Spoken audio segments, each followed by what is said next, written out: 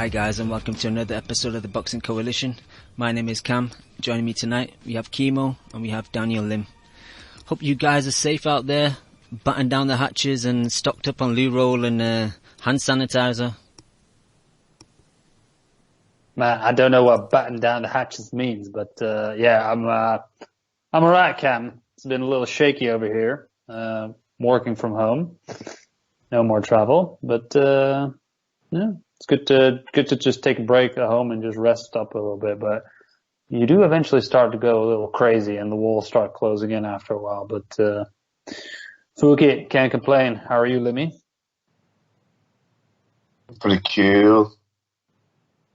How does it feel to not be able to access the gym anymore and hunt some puss? Pretty rough.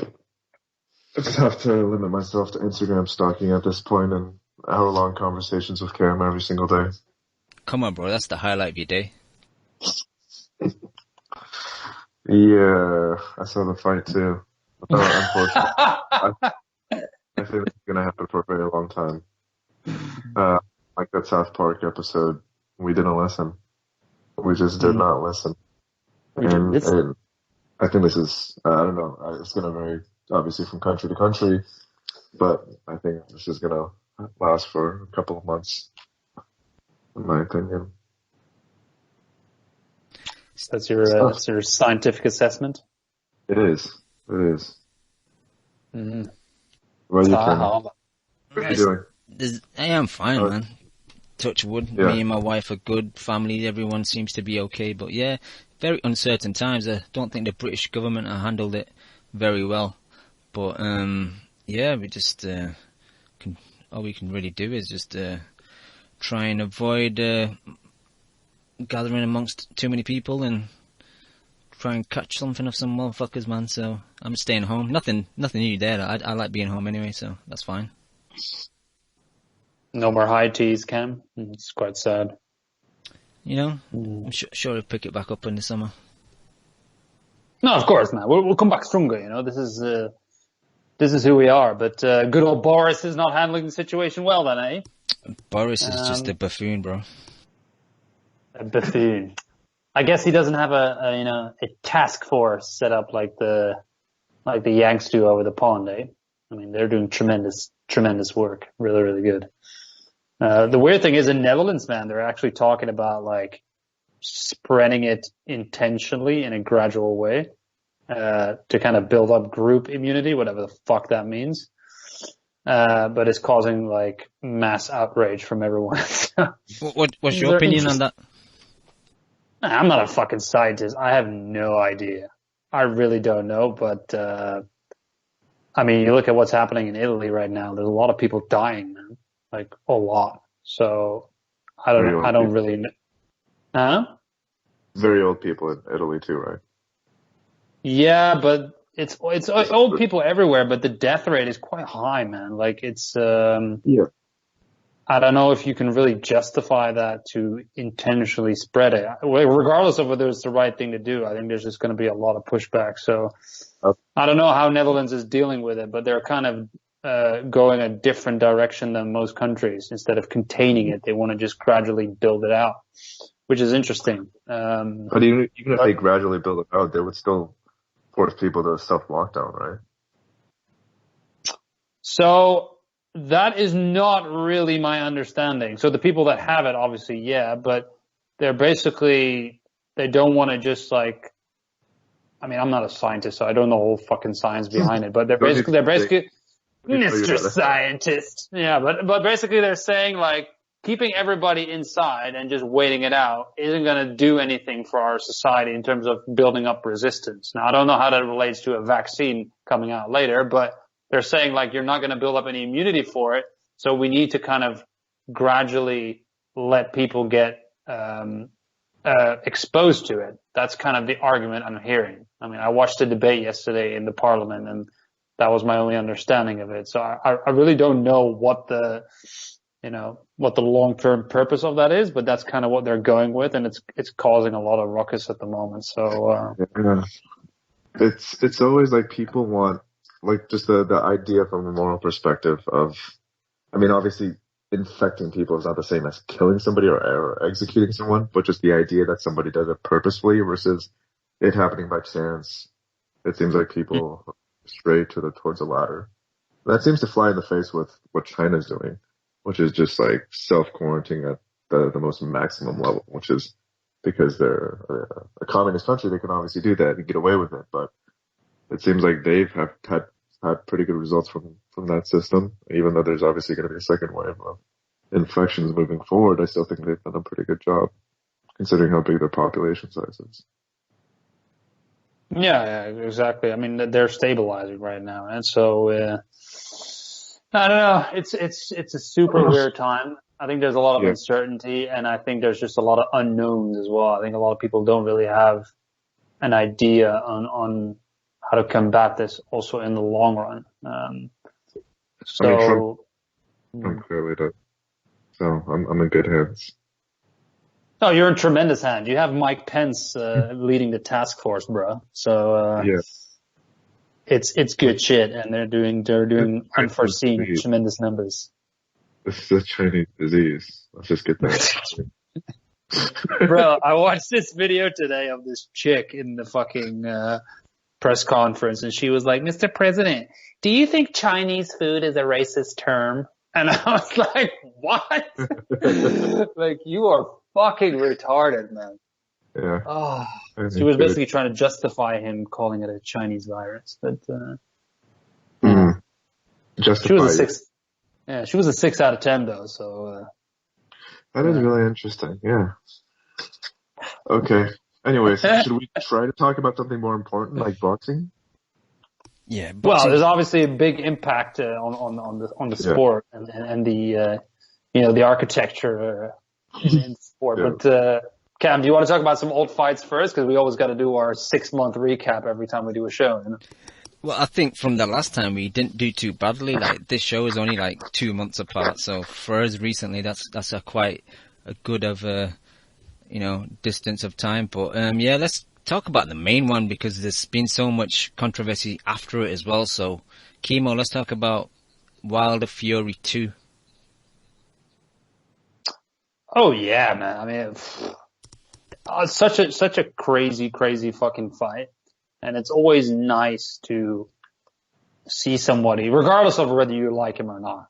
I mean, I've shat on Fury quite a few times in the past, but he just shifted the paradigm with this fight. He did something completely out of the blue, that nobody expected, including myself. And he just bulldozed Deontay Wilder. He bullied the bully and he pressed the action. He came forward. He had a good aggressive jab on him and kind of worked him on the inside a little bit, leaned on him, roughed him up a little bit, and Deontay just couldn't deal with it. And the moment he got dropped, his legs were complete. His legs were gone. So I was thoroughly impressed by Fury. He showed again another layer to his game that I really have never seen before. I mean, we saw him against Cunningham to kind of be the aggressor, right? And sort of bully the smaller guy. And, but not in this particular way. Like, I feel like here he showed a bit more, especially the jab was really pivotal in this fight. He did a great job, man. I don't really like Fury the last couple of years. I think he's talked way too much shit and not enough activity. And there's a lot of drama always involved with him. But the dude is a performer. When the spotlight is on, he comes out and he fucking does his thing. And I was thoroughly impressed. Now, we can talk about the fight technically first. I mean, Deontay just didn't have anything for him, right? He couldn't keep him off of him. He couldn't really fight effectively on the back foot. Even in the first couple of rounds, he kind of hit him, almost not completely flush, but and Deontay doesn't need to hit you flush, right? But he hit him a couple of times with the right hand, and Fury just kind of shook it off a little bit, which was very impressive in itself. I don't know if he was just rolling in a way with the punches that we didn't really notice on the screen, but I was like, okay, he's just like walking through it. And eventually he got to him and he just put him away. What did you think about the fight technically, Cam? Because I want to discuss that first and then get into the whole outfit gate or whatever the fuck you want to call it.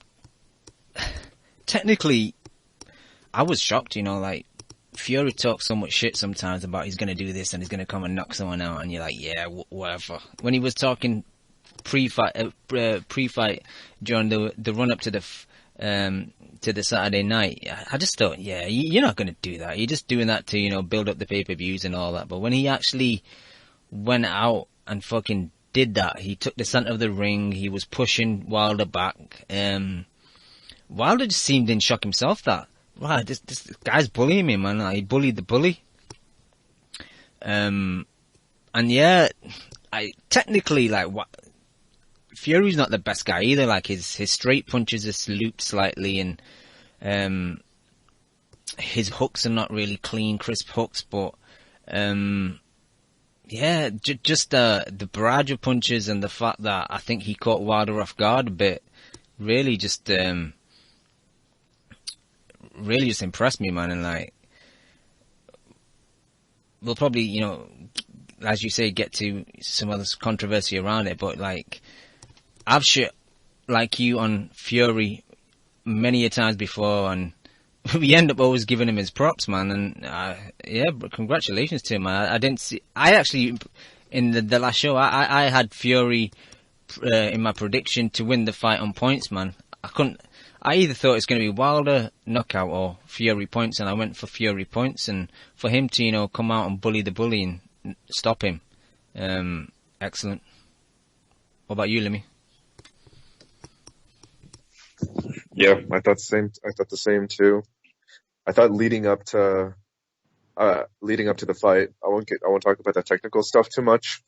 I just thought Deontay was fucking shite, which is kind of what we knew, but we never saw somebody have Fury's skill set and have his game plan. And I think me and Kimo talked about this in the past, but in hindsight, it all seems so clear in terms of Fury's game plan, which was to come forward. But leading up to the fight, none of us had that belief that he would actually go through with that game plan, especially with a guy like Wilder, who obviously has knockout power and the risks that come with coming forward like that. But at the same time, like, if you do look at it, like, Wilder has no inside game of note.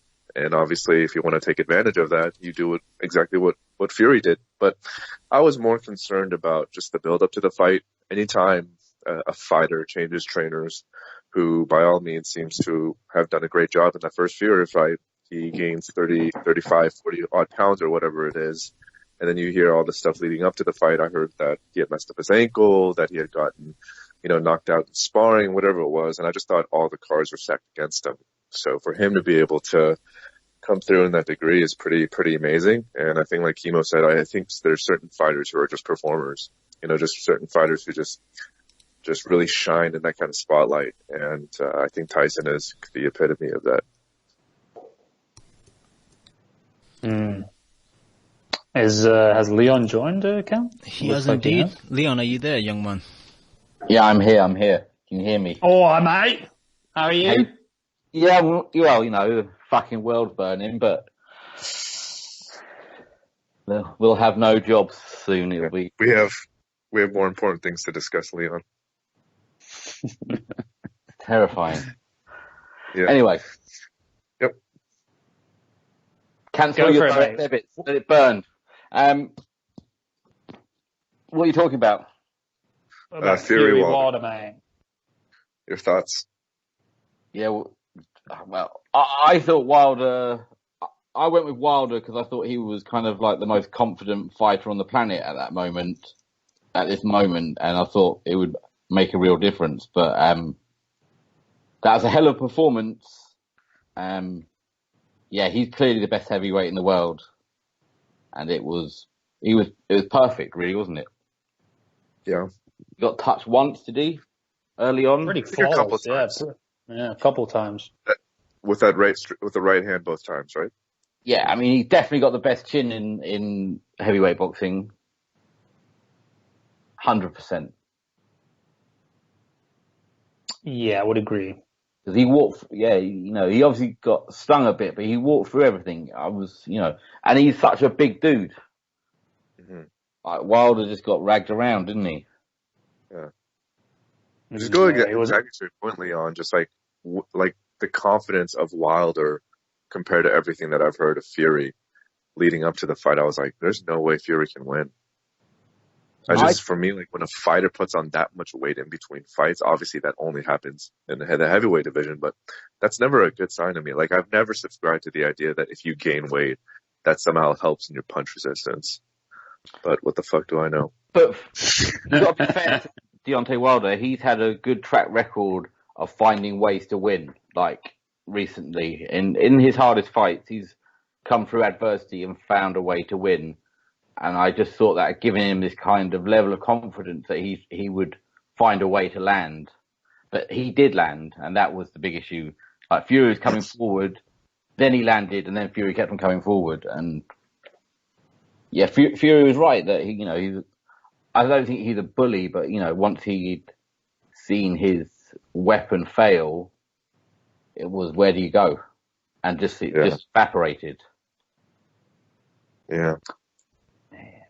So Wilder, the thing is that you and I said, Leon, is that Wilder was improving a lot as a fighter, right? He wasn't necessarily getting more fundamentally sound, but he was more and more getting sort of creative in the ring as to hitting that and winning at winning and getting that punch in, right? It doesn't really matter how it gets in as long as it does over 12 rounds. Mm-hmm. And that's what gave me as well, the confidence to pick him, because I also thought, listen, Fury last time did really well. He boxed well, but eventually he got caught and he just, barely escaped. And like you said, Lynn, like there's a lot of things that you hear from Fury, which in the past haven't been necessarily positives, right? Every time he gained a lot of weight, he didn't look good. Every time, he takes a long time off, it doesn't necessarily make him a better fighter, right? And I don't know. He did the whole WWE thing. He was not really in the boxing game anymore. Like, I just didn't see a guy who had momentum on his side. And then he just comes out of nowhere and just steamrolls this fucking guy. Like, it goes against all the odds, kind of, We've got to forget he was active though, wasn't he? But we've got to forget about what he looks like and how much weight he's put on, how much he's dropped, all this thing. He's got the best fundamentals and he's got the best tactical mind in the heavyweight division, and that's clear, isn't it? Because he turned up at this weigh-in like the fat kid at the swimming pool in a t-shirt again, didn't he? And I felt even more. I was like, oh, Wilder's got this. He'll find a way. And it doesn't matter what kind of shape he's in, because he's technically and tactically so good. And athletically. Yeah, he can move even when he's got that weight on him. He's the best fighter. He's the most natural boxer in the division by far. And now he's got that confidence, real confidence. Like, and he's punching and hurting him. And there was some stuff that Roach said in that first fight, and I think I heard it somewhere else. Like, he's been proven right. Like, he has the ability to be an aggressive fighter. Mm. And Roach wanted him to go for Wilder more, didn't he, in that first fight? That's what came out, in the post-fight stuff. So, yeah, he kind of criticised Davison, didn't he, about not telling Fury to go after Wilder towards the end of the first fight. And he hurt him like numerous times. And I know there was a one to the back of slightly above the ear kind of vibes again, but I didn't mind that though, because Wilder turned his head to protect from the jab, so like he put the back of his head on show, like. Exactly, Cam. I was just gonna say the same shit, man. No, that was a clean punch. I mean, come on. The objective is to punch each other in the fucking face, and if one guy tilts his head and it lands on the ear, whatever, like this, that's boxing, man. But the whole thing was just very calculated, when. Yo, I think I dropped off for a second. You were saying something was very calculated? Yeah, sorry. So I was just saying, like, the whole thing sounded very calculated as well by the team afterwards, right? Like, they realized that Wilder doesn't fight well on the back foot, doesn't have an inside game. They don't want to run the risk of giving Wilder, like, the forward momentum of his punches. The whole thing just made a lot of sense. It's just that nobody expected him to do it. So, I mean, it's interesting though, Leon, because now I feel like, even though he's slightly done this before in the past, this kind of opens up a whole new world of confidence for Fury if he didn't have it already, right? Which is, he has so many tools now that he can know in his head, I can use this. Like, let's say he ends up fighting AJ next year, right? Like, he knows he can outbox AJ, but at the same time, he knows he can also pressure AJ. Yeah. You know, AJ is not exactly the best with stamina either, right? So he can switch that shit up, right? He can tire him like Ruiz beat him the first time. Well, he can do a lot of things, right? He could box him in the first couple of rounds, get him a bit tired, and then start pressuring him. Because one thing Fury also has that we don't really talk about that much, he's pretty damn good cardio. Like, he doesn't really get tired, man.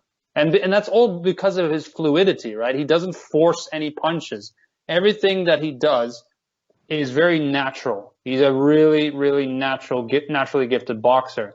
And I think that's part of, you know, his cardiovascular energy. Like, he doesn't really get tired. With AJ, you know, you can see that everything is tensed and everything is forced, and, you know, he's a big muscular dude, and it's, in a sense, it's the same with Wilder a little bit. Even though he is dangerous for 12 rounds, like, he also, you can see him get a little bit knackered from time to time as well. It's interesting because I think he's now in that position, like Ward always had that, where he was actually the boss of his corner and his camp, right? He was in control of it, and Virgil was there to facilitate it.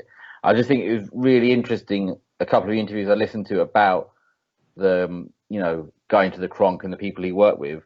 It was all Tyson's idea. He came with the game plan. Like, it was all his idea, and they helped him facilitate it. And I just think he must feel like he can do no wrong now. Like, he didn't need anyone else to beat Wilder. He came up with the plan. They helped him and he beat him. Yeah, and the funny thing is, like... And that corner did really well, though, didn't they? I thought Lee was impressive, and that guy, you know, that Kronk Jin still has some magic about it, I guess. Yeah, and the funny thing is, man, like, how many times have we heard guys in press conferences say this, right? I'm gonna knock you the fuck out, blah, blah, blah, blah. Like, I've heard this so many fucking times. I even heard it from idiots like Paulie Malignaggi, you know, who have absolutely no fucking capability of doing that. And it's kind of funny as a boxing fan to see it actually come to fruition, right? It's good to see, man. But yeah, it's Tyson Fury's division. I think that's pretty evident. He's the boss. Yeah. Absolutely, 100%. And I think it's just to touch on your point, Leon. I think he's the type of guy that needs minimal guidance. I don't think he really needs a trainer that much. He's a little bit like Floyd in that sense, where he'll figure things out, and he has the natural gift to just go in there and do his thing, man. Like, he doesn't really need like a very, very strong corner. Yes, they'll help him a little bit here and there tactically, but I mean, the dude is. Yeah, he's got the goods right now, man. But I think we all saw it. I think everyone, I mean, we might have been disappointed by some of the things he's done, but no one's ever doubted that he was the best boxer in this division and that he was super talented. It's just whether or not he would take those risks to do those things and fight in a way where he had to take it to someone. And he's proven us wrong, you know. I didn't think he had that in him to really grasp nettle like that. And it was highly impressive.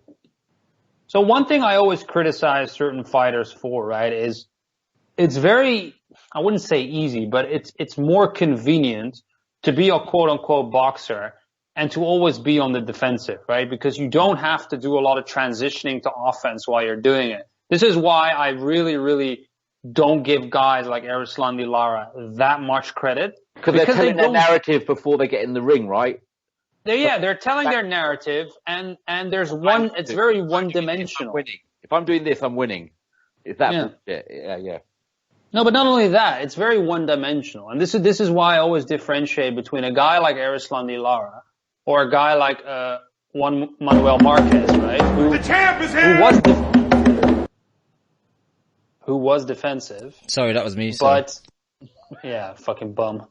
who was defensive, but he was an amazing, counterpuncher who could always transition from defense to offense. Like, to me, that's way more difficult to do than to just be a very good athlete like Lara is and to just bounce around the ring for 12 rounds, jab, move out of the way, jab, move out of the way. Like that, to me, that's more athleticism than skill, right? And what Fury did, for example, here, which is offensive, aggressive boxing, right? While still being defensively sound, that is one of the most hard thing to do, man. Like, that is extremely fucking difficult. And there's a lot of guys that, have a lot of success doing this type of thing. Look at Golovkin, for example, but they still get hit a lot.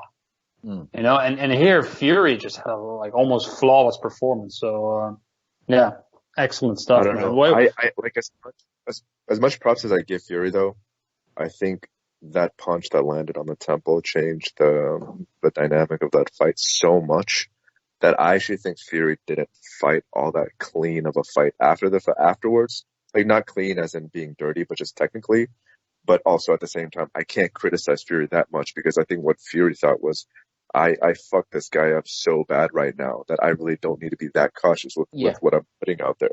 So it's really hard to gauge in terms of his technical ability.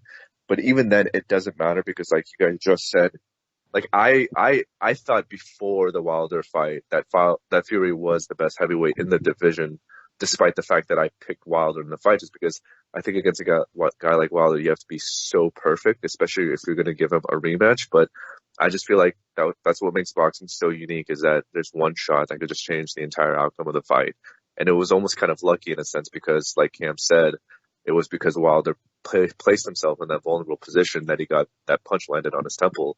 And just after that temple shot, and then, with the eardrum, I don't know if the eardrum happened as a result of the temple shot or from a different shot, but Wilder was done. After the third round, he was done. So Fury could have done whatever he wanted with him. He could have fought with both of his hands behind his back and still would have won.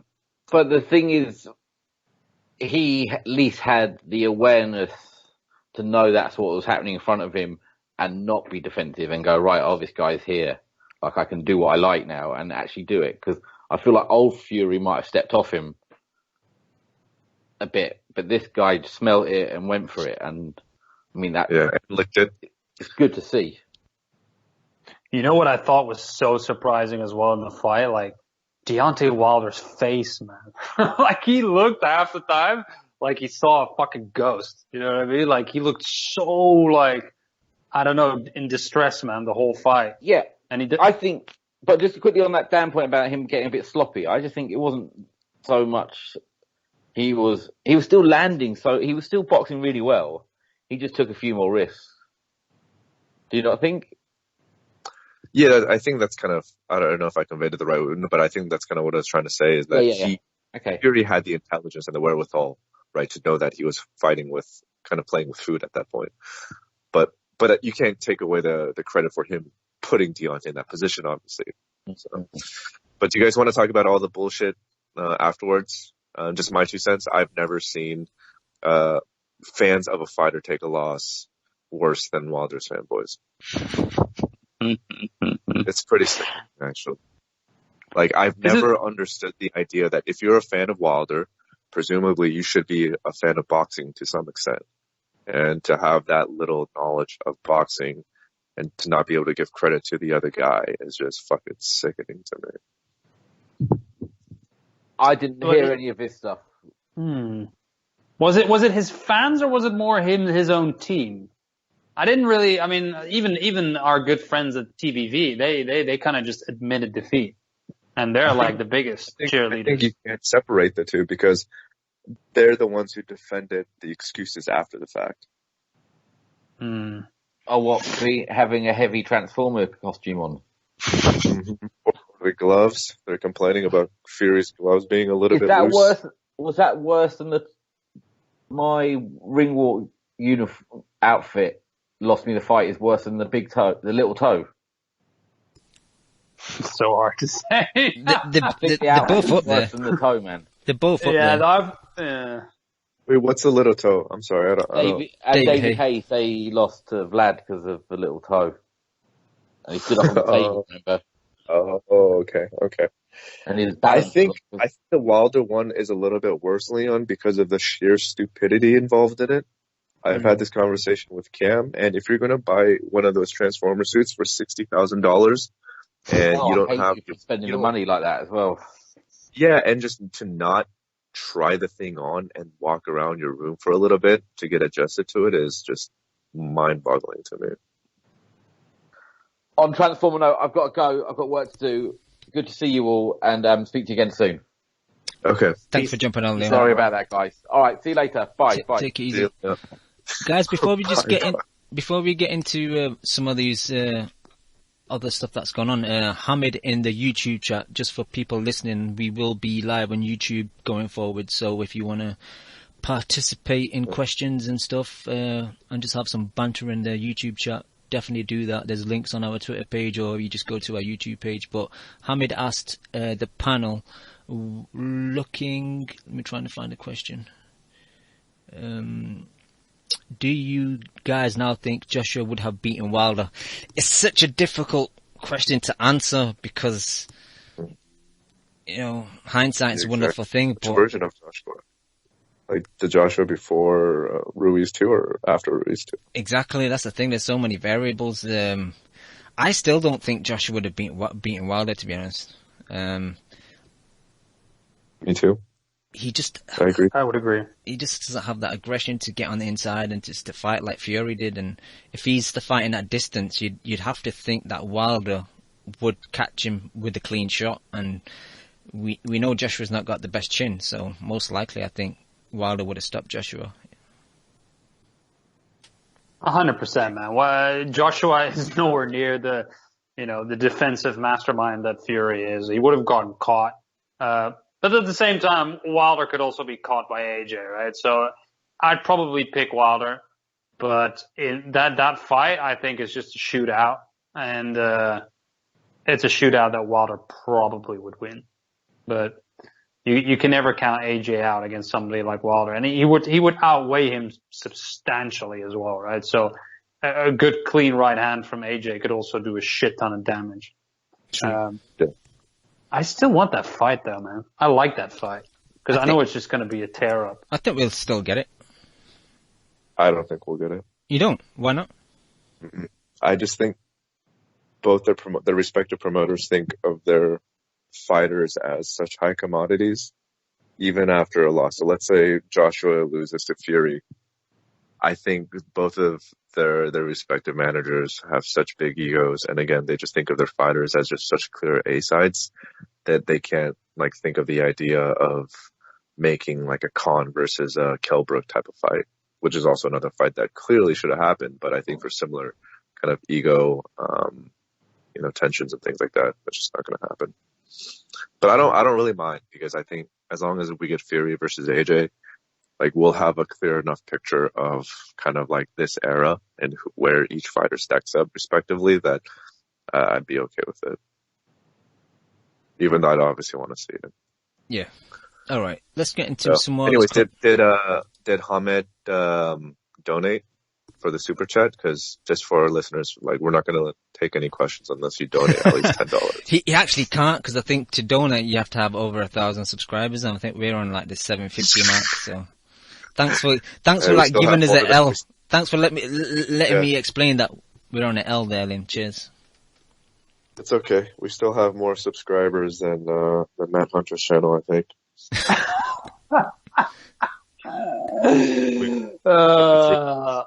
Well, our this current live show has 9 views, and that has even more. That's pretty fucking dope. More than his videos. Who's Joseph B?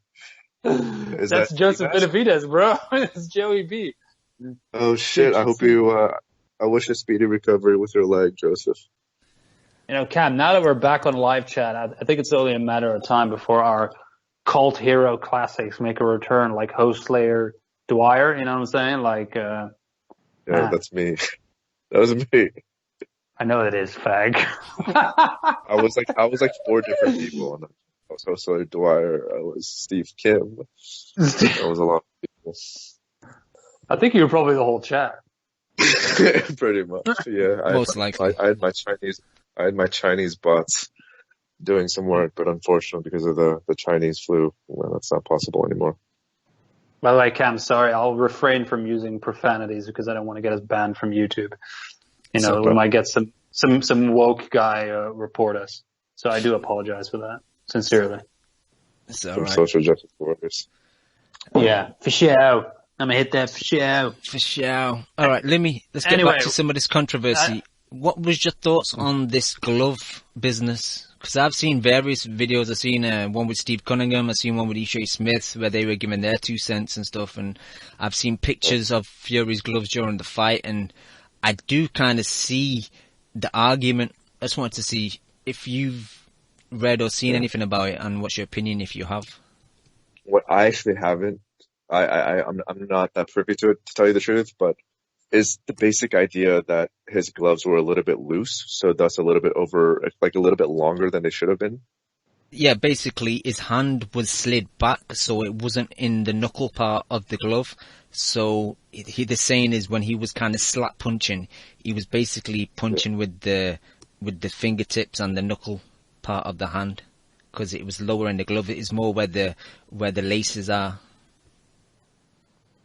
Okay, but how would you punch somebody with your knuckles if you're hitting them where the laces of the gloves are, or where they should be? Aren't you hitting them with like your palm, essentially? Yeah, like a closed palm, like the fingertips part. But then if you look at a lot of Fury's punches, the way he was kind of slapping around the guard, you could see them like landing with more of a harder part of the fist. The only thing like I would agree with Ishii is that you'd probably do more damage to your own hand, to be fair, because if you're hitting not just that, but if you've boxed, man, my fucking preference is I want my knuckles to be as far up the fucking glove as possible, man. Yeah, that's exactly. why before fights you see fighters hit their fucking gloves before a fight start, right? Yeah. Because they know when they throw that left hook or whatever their lead hand is, they want to extend their left hook with their elbows tucked in as much as possible and follow through on their shots. That's how you generate power. Now, sure, you can make the argument that if you're Tyson Fury, you're more of like a pity-pat puncher to begin with, and thus you want to, I guess, create as much real estate possible to land your fucking shots. But either way, like even let's even give some of these fucking fanboys their day in court and say that he did do that purposefully. I think it's a stupid ass fucking tactic, and I think there's no causation to the loss whatsoever. And if you even believe this story for a little bit, man, grow the fuck up, man, and stop being such a bitch. Like, if you like a fighter so much, like, you should learn also to kind of take criticism and see why your fighter didn't win that fight, and to resort to the gloves. To me, like, the gloves is actually worse. It's almost like a worse excuse than the costume, because to me, like, that's like defective almost. Like, if I had a fight with my gloves hanging off of my hand like that, I would be fucked mentally, because I wouldn't feel like I'm landing my shots like I should be properly. Guys, I might sound a little bit like an asshole here, but for somebody who I do often, for somebody who is who he is in terms of what he says in interviews, the way he portrays himself, Deontay Wilder has never really shied away from wanting to hurt people in the ring, right? Like, he said himself, I want to have the first death or something like that. I want a body in my record. Yeah, he wants to kill people in the ring, right? That's what he said openly. For somebody like him, who puts people in a very serious concussive state and then talks about it like that, to then go and bitch about gloves afterwards, or his fans, just sound like a bunch of pussies to me, to be honest. And there's just sore losers. That's what I think, regardless of what the real situation is behind the gloves or whatever. Bro, you're the boogeyman and you got smashed, right? So deal with it. And I think that's probably the reason why he can't deal with it, because Deontay Wilder maybe can mentally justify to himself getting outboxed by a quote unquote runner. You know what I mean? I think that's easier in his head to justify, like, oh, he just ran away from the fight and I got a bad decision. That's easy for him to digest, right? But getting smashed himself, when he's been doing that to other people all his life, as an undefeated fighter, I think that's probably a very, very difficult mental pill for him to swallow. And I think that's what he's struggling with right now. And this is what's going to make or break him as a fighter, right? Say what you want about AJ and his whole like quasi philosophy rants that he always goes on, but he actually dealt with a loss in an amazing way. You know, I mean, we all gave him credit for that. He came back, he faced his fears, and regardless of how shitty the fight was, he fucking did it. Right? And he, you know, despite being a bit of a cornball, I think he's got a lot of mental fortitude. And it maybe this is a breaking in period for Wilder. I don't know, but the way he comes out in his next fight, obviously, barring that it's against decent opposition, is going to show a lot about his character. Because right now, it just doesn't look good. Yeah. And before the coronavirus, I think it was going to be against Fury. Well, yeah, they were talking about a trilogy, right? Yeah. So let's see. I mean, he might be that delusional that he thinks that the Alphas was really the issue, right? And maybe he just doesn't know how to swallow it. And there's a lot of things, man. There was also a lot of talk in his corner about the stoppage. You know, like, oh, let me go out on my shield.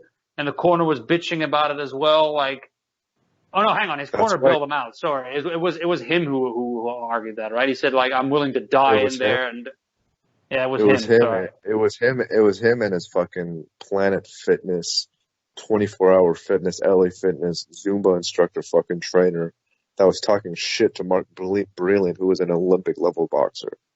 Get the fuck out of here, man. I don't know if you know Wilder's corners. I don't know if you know his two trainers, but there's Mark Brilliant, and then there's that other guy, that white guy, like JD's nuts. You guys are fucking man. I cannot fucking stand when you see coaches like him meddle with people who know what the fuck they're doing, because if it wasn't for Wilder, this guy wouldn't probably be eating, you know, because nobody wants to fucking train with him, obviously, and he's somehow gotten, you know, close enough to Wilder to be one of his trainers. But Breland could have stopped that fight, like in the 4th round, if he wanted to. Yeah. I mean, there was nothing coming back, right? That's the thing. Like, and it's difficult with Wilder, right? Because you always give him a chance to sort of recover in the fight with a haymaker, but he didn't look dangerous. His legs were completely gone, and he wasn't getting any leverage anymore in his punches. In fact, he wasn't getting any offense going, period. So if you have... He was just falling around the floor. Like, clearly his equilibrium was out of place. There's no other... I mean, there's other rationales, but he was just falling over. You know, Tyson would clinch him, and he would push him over a little bit, and he would just fall on the fucking floor. Yeah. He did the right thing, man. And I've heard stories that Wilder kicked him out of the locker room, and there were people who saw Brilliant just like crying outside of the locker room, man. Like, that's fucking devastating, dude. Like, that's the one, that's like the last person in the world that you'd ever want to get out of your corner. Like, he's the guy who actually cares about you and knows what the hell he's talking about technically. Jesus Christ. I mean, yeah. Talk about taking a loss in a bad way, huh? But, yeah, I mean, he saved him probably from a lot of permanent damage, so he should be fucking grateful for that. Unfortunately, exactly. when boxers get to that type of level, that they just have too many yes men around him, and I just think that Mark Brilliant was the only person that was keeping it real. Having said that, after the fight, I think, well, obviously now, after the fight, Brilliant's kind of, you don't know if they weren't speaking to him or whatever, but in his team, in Wilder's team, someone needed to tell him to shut the fuck up, because coming out and saying the suit was the reason you lost the fight, man, like, that is embarrassing, and as Kimo said before, it just makes all that shit you've talked before make you look like a clown, because it's such a pathetic excuse. And that's when your team shine and say, you know what, shut the fuck up, give us your phone, don't put no stupid tweets out. But the problem is, they're all on Wilder's payroll, and when you're getting paid good, man, like, you don't want to rock the boat, unfortunately, and I think that's what's happened. Like, I don't know JD, I'm not gonna like talk too bad about him, but he does kind of seem like a yes man, and like, yes sir, yeah, he just tells Wilder whatever he wants, because we've said it for years, technically Wilder's not that good, and I haven't seen much improvement over the years. What improvement? Yeah, like Wilder's just the same dude he's been when he knocked out Audley Harrison in Sheffield. Really, like he's no different to that. And he got handled so well that he managed to climb up. Like we talk about it a lot, but you look at records, and Joshua was kind of stepped up at a decent rate, where Wilder really just fought journeymen and up until like his 30th fights, like he was knocking out guys that were terrible. And then Cam, also, sorry, just real quick, I thought of something. You know, Wilder, people started also digging up like interviews of Wilder where he says that he trains with like a 40-pound back. when he was on Rogan, like that. When he was on Rogan, You mean Joe Rogan? Yeah. You mean Rogan? Give credit where it's due, bro. Do you even do shrooms? Yeah, bro. Have you done acid, bro? I'm on the carnivore diet right now. Yeah, me too, bro. I haven't felt better in my life, man. I mean, I've been shitting a lot lately, but I still feel like I'm in the best shape of my life. Bar none. Sweet. Yeah, bro. Yeah. But just going back, have you guys kept up with this next controversy now regarding Fury's past trial and suspension with UKAD and the farmer coming out with his new allegations? The who? The farmer. The farmer. Yeah. The pharmacy. No, so basically, if you I guys thought you were saying Terry Farmer in your accent, like farmer. Terry Farmer. So if you guys remember, like 2015, Fury and his cousin Hughie Fury got tests back that were found to have nandrolone in their system, and then the court case went on for a couple of years, and eventually in 2007 they received a backdated 2-year ban from UK anti-doping. Part of the case that UK anti-doping put together was based on a statement from a farmer near where Hughie was living and training, who a farmer. Farmer, yeah. Who had can you say it properly? Farmer. Yeah, say it like a redneck. Like Tevin Farmer. Anyway, farmer. Farmer. Speak English, man. Fuck you. Anyway, so both Furies blamed the results on some uncastrated wild boar that they consumed, that they bought from the farmer. Uncastrated? Are you serious? Have you guys not read this? No. I've never heard about the bull. I know the whole UCAT story originally, but I didn't know that it was about some fucking raging bull with a boner, you know? Exactly. No, it's not a bull, it's a boar. It's a boar. So a wild boar, not like a pig. Like a pig? Yeah. That's haram, bro. That's not halal. That's fucking haram, bro. Alright, let me finish the story anyway. So basically now... Cam, you don't speak it. This is fucking gold.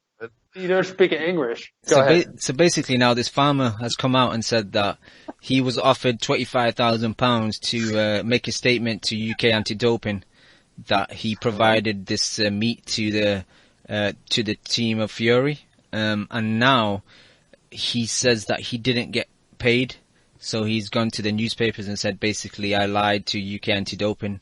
So I think they've issued a statement that they're going to reopen the case, and if found guilty, Fury might be getting an 8-year ban.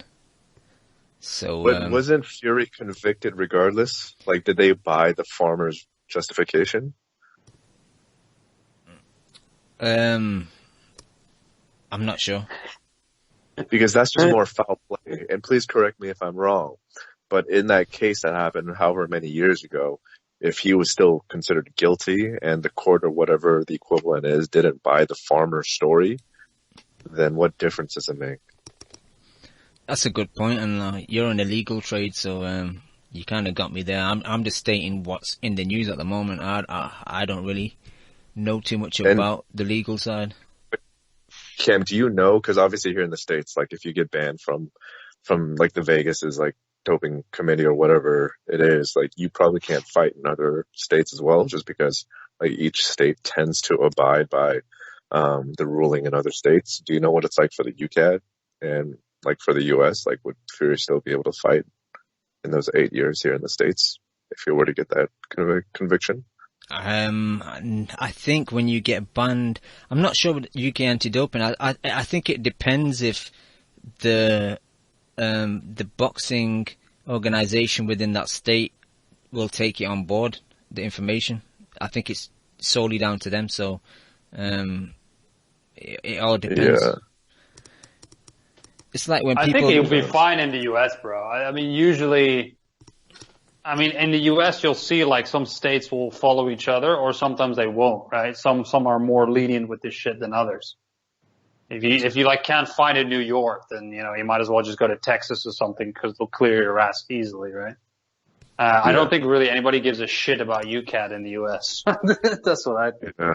And if it makes dollars, that makes sense. You know what I'm saying? Exactly. Dude, throughout this whole time, I was just thinking of like Tevin Farmer working on a pig farm and just like pulling out the fucking testicles out of a pig and serving it to Tyson Fury.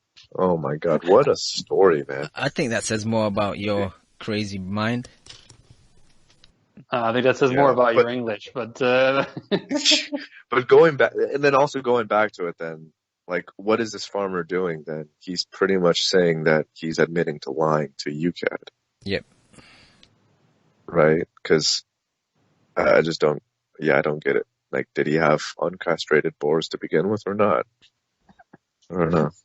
I love how it's a boar as well. Exactly. It's not a common farm animal. Like, they live in the wild. Like, what the fuck? Exactly. Oh my God. Fuck. Jesus Christ. It's just in boxing, man. I think Tyson Fury probably saw the Canelo justification and thought, like, what's one way to one-up tainted, carne asada? That's uncastrated boars, apparently. Oh, man. What a riveting story. I know, seriously. I fucking love that camp. That was fucking gold, dude. Fama. That's classic Fury, though, man. Like, a Fury win never is just simple. There's always some bullshit surrounding it. Yeah. But you guys got anything else regarding Fury Wilder? Nope. Yeah. We spent enough time with this, man. It's been like a fucking hour almost. Jesus. Undercard. It was a huge fight. It was a huge fucking fight, man. Yeah. There was a lot of mainstream coverage on this fight. I was surprised, man. Did it good? Everyone was. Did it do good financially? I didn't really pay attention. I think it did like 750 to 850 pay-per-view buys. On both networks or combined? I would imagine combined. That's good, man. Yeah. Sorry, I think that's really good numbers. Yeah, undercard-wise, it was pretty a weak undercard for a $75, $80 pay-per-view. Should we move on to 29th of February? We had Mikey Garcia with Jesse Vargas. I don't mind not spending too much time on this fight because it was decent, but I'm more interested in the undercard and roasted chemo a bit for throwing Roman Gonzalez to the side while I, stayed on board and we came through together. I'm sorry, when was this fight? 29th of February. Why? Because he hasn't seen it probably. No, I saw it. I should talk to Cam about this. I thought it was an interesting fight, but Jesse Vargas isn't a true welterweight, so don't try to give Mikey too much props for putting on that performance, because Jesse Vargas is your average run-of-the-mill 140-pounder. Average is the right word. I was surprised, though. Like, I did obviously think Mikey would win, but I didn't think he'd beat Jesse up as bad as he did. Like, towards the end of it, like, Jesse looked pretty beaten up. Are you really surprised, Cam? Are you really surprised? They're on different levels, bro. Yeah, I know. Vargas hasn't showed up in a big fight. No, that's fair. That is definitely fair. I just think I think he would have been slightly more competitive. Like, he had a decent first and second round, and after he got dropped, like, he was just... The thing about Mikey, his accuracy and his selection is so good that Vargas was just trying to counter with that weird dip to his right-hand side and try and throw a left hook, and when that stopped working, like, he didn't really have anything else. Yeah, because the guy changes trainers like every fight. I know, and it's weird how the guy was training with Dewey Cooper. You know who that is, Kimo? He's a kickboxing. Of course I know. Yeah, he's a famous kickboxing trainer. Yeah. He's a fucking idiot, man. Not Dewey Cooper, but Vargas is. Well, he drew against Thomas Delorme, for fuck's sake, man. Dude, I never liked this fight, and I think Vargas is average as fuck, and he's not entertaining to watch at all. So I had no interest in this fight whatsoever. I mean, if you guys want to comment on it, please do, but I'd rather just skip it, because it was absolutely fucking meaningless, you know? No, that's the best way to describe it. I'm happy to skip it. Just going forward, obviously, we've got the restrictions in sports at the moment, but who would you guys like to see Mikey fight next? I know there was talk about maybe Pacquiao, but what do you think, Lim? I don't really care, man. I'm kind of out on Mikey. I think he's kind of a bitch. Wow. Shots fired. I mean, he's a very, very, very talented fighter. I love watching him fight and his fundamentals, but I just kind of hate his outside the ring persona, man. Like, just the way that, like, he kind of perceives his career. I'm not that big of a fan. And I don't know, I'm being a little bit too harsh, but his fight against Errol Spence and some of the excuses that he's made after the fact, like, man, just don't fight at 147, because you're not good enough to fight here. Or to fight there, excuse me. Well, that for one is absolutely true. I don't know. I've never really, there's only been a select few fights where I'm kind of interested in Mikey Garcia. But overall, I'm like, last Mikey fight you were interested in? Well, the Spence fight had a little bit of intrigue for me, just out of sheer curiosity. But fuck, man, that was Kelly versus Golovkin for me, dude. Oh no, I'm talking about specifically Mikey Garcia, not in general, right? I'm just saying I never really get it. My question was, what fight were you interested in? Like, when was the last Mikey fight you were up for? The last Mikey fight, yeah, it's probably. I mean, the Spence I was kind of up for it, but not really. I mean, the only time I was really on the edge of my seat was when he fought fucking Salido. That was ages ago. Shit, when was that? When his brother pulled him out with a broken nose. Yeah, because shit was going down. But apart from that, I'm not really that. I'm not really that interested. I don't know. He's a bit vanilla for me. Like, he's a great fighter. He's good technically.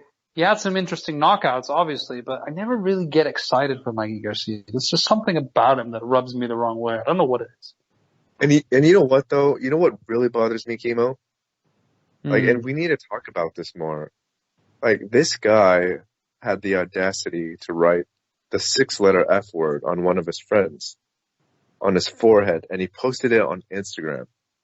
Like, that's just bigotry at its finest. I'm just disgusted by that kind of conduct. I know. Like, and yes. Like, this and is it's ridiculous. the media who's tolerating this, and they're not speaking out about this. You know, I mean, if you look at other professional sports leagues like the NFL or the NBA, like, they don't stand for this kind of behavior. Like, where's Eddie Hearn in this kind of in this level, in this world where people should be more receptive to other people's beliefs and their sexual identities and things like that? Like, this is absurd. Eddie Hearn don't care about people. He wanted to go ahead with his boxing shows. It was only until the Boxing Board of Control said that they're banning all cards and stuff that he actually started to cancel and postpone and rearrange cards. Like, he didn't give a shit. about the coronavirus? Dude, it'd be so funny if somebody asked him this question and Eddie just said, "Don't be such a faggot."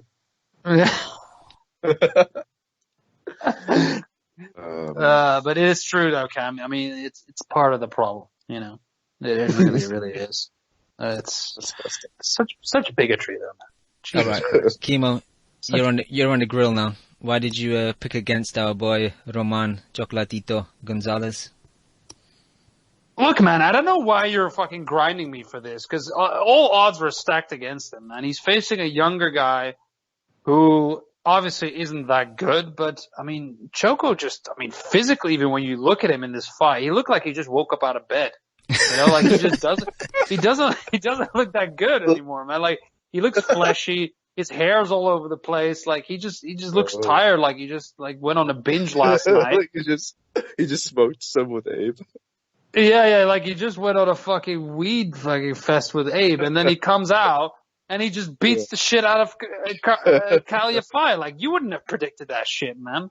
I mean, come on. Bro, I predicted it. Listen to the last show. I said that he's going to roll back the years, he's going to look like the old Choco, and he's going to beat him, and that's what happened.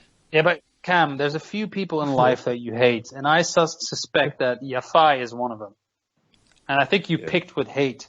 No, Admit it. I don't hate him. I do not like how Sky kind of pushed him, like, even on the day of the... See, it's coming out. Even on the day of the fight, they were saying he's the longest reigning British world champion, and I was thinking, yeah, it's easy to reign for long if you're fighting nobody, isn't it? Isn't it? You're a vindictive motherfucker, aren't you? I am indeed. Dude, he would... Dude, I was just gonna ask you, have you guys seen the picture of Chocolatito and that one reporter who has a big ass titties who flaunts them in every single one of her interviews? Oh, yes. Pheno boxing. I'm a big fan. There's a picture where Chocolatito's just looking straight at her titties. How can you not, though? And he's such a small guy. Like, the tits are like half of his body. You know what I mean? Like, the tits were at eye level, so... He was probably thinking that I could drown in those motherfuckers, man. Like, crazy. Yeah, he was first thinking I could, and then his next thought was, I want. I want to. He's such a legend, though, man. I'm so happy for him. Like, all jokes aside, like, the guy's, he's such a fucking great dude, and what he's given to the sport and the lighter weight divisions is incredible. So watching that fight and seeing him beat the shit out of somebody like Yafai with a fucking clean knockout as well. I mean, jeez, who saw that coming? I mean, is Yafai related to Kid Galahad? No. No, but I can see why you would think that. I think they both have some Yemeni heritage, though. I'm not 100% sure. I might be wrong. But... Yeah, made on Galahad too. Sorry? Aren't you a hater of Galahad too? Not really. No, he loves Galahad. He loves Kid Galahad. Okay. Which is something I don't understand. Like, you hate him, but you love the steroid cheat Kid Galahad. I don't love Galahad, man. Come on, bro. You secretly do. Dude, I remember the days where you were hyping Kid Galahad up. He's a good boxer, man. He's a good boxer. He'll beat Carfampton. I think we'd give him trouble, man. Actually, I remember you saying that. I did say that shit. Yeah, you did say that. I know that, man. Fucking bum. Yeah. Cool. But, yeah, what else you got, Ev? What else you got, Shin? Undercard of that, also, there was a great fight between Julio Cesar Martinez versus Jay Harris. I'm not going to talk about it too much, but I did think Martinez might get a stoppage, man. He's just like a freight train, but Harris showed a chin and a half, man. Like, he took a lot of shots, but he kept throwing back as well. Like, it was a very, if you guys have not seen it and you just bored on Lockdown, definitely check out Martinez versus Jay Harris. Parker fought on that, but against a nobody, so we'll move on. What else was... Okay, we've talked about the Farmer. Now let's talk about Tevin Farmer. I was shocked, man, that Jojo Diaz beat him. I know that he said Why that shocked? I just thought Jojo's style might just be a bit easy for Tevin. I thought he'd kind of box and move him and counter him. And even though I've always been impressed with Jojo, the way he kind of goes from head to body, body to head, and that. Like, a lot of people don't do that in this day and age. He is very plotting, though. He is, but it's hard to say now whether it was just an off night for Farmer or that incident in the first in the first round where apparently he hurt his hand, which is an ongoing problem he has with his hands. I say more maybe the latter. Going on. Okay. Say that again? Yeah, my bad. I just think he has a lot of problems going on in his career, man. Why do you say Evan that? does. I don't know. Just like, I don't trust people who stare at me like that.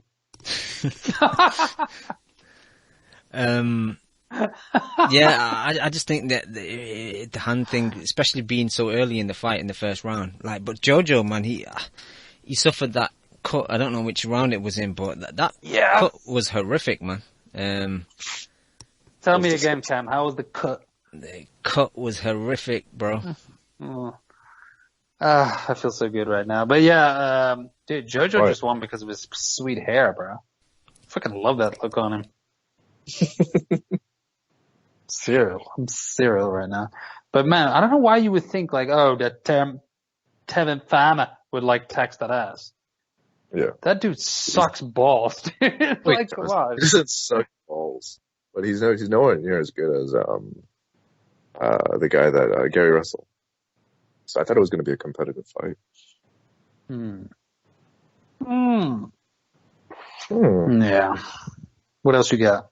Undercard was Demetrius and Andrade versus Luke Keeler, which is just as bad as we thought.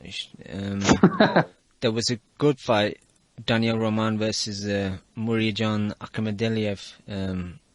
I thought that was bad matchmaking, because Roman's so...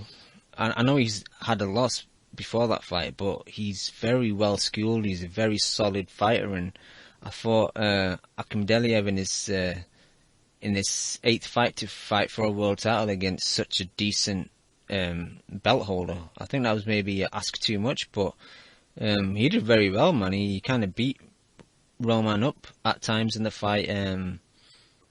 He did slow down towards the end, which is expected because I don't think he had been the distance before that. But it was a very good fight.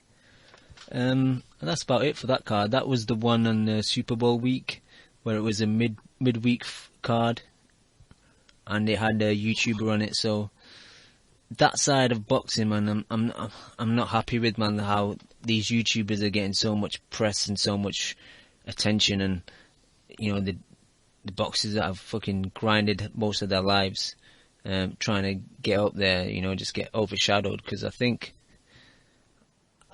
Farmer was on before the YouTubers, which is pretty sad, man, because Jojo Diaz versus Tevin Farmer, that you could see DAZN putting that on as a headline in certain cities. So yeah, for that just to get pushed down. Cam, what does it matter? What does it really matter? I mean, they're just bringing more eyeballs to the card, right?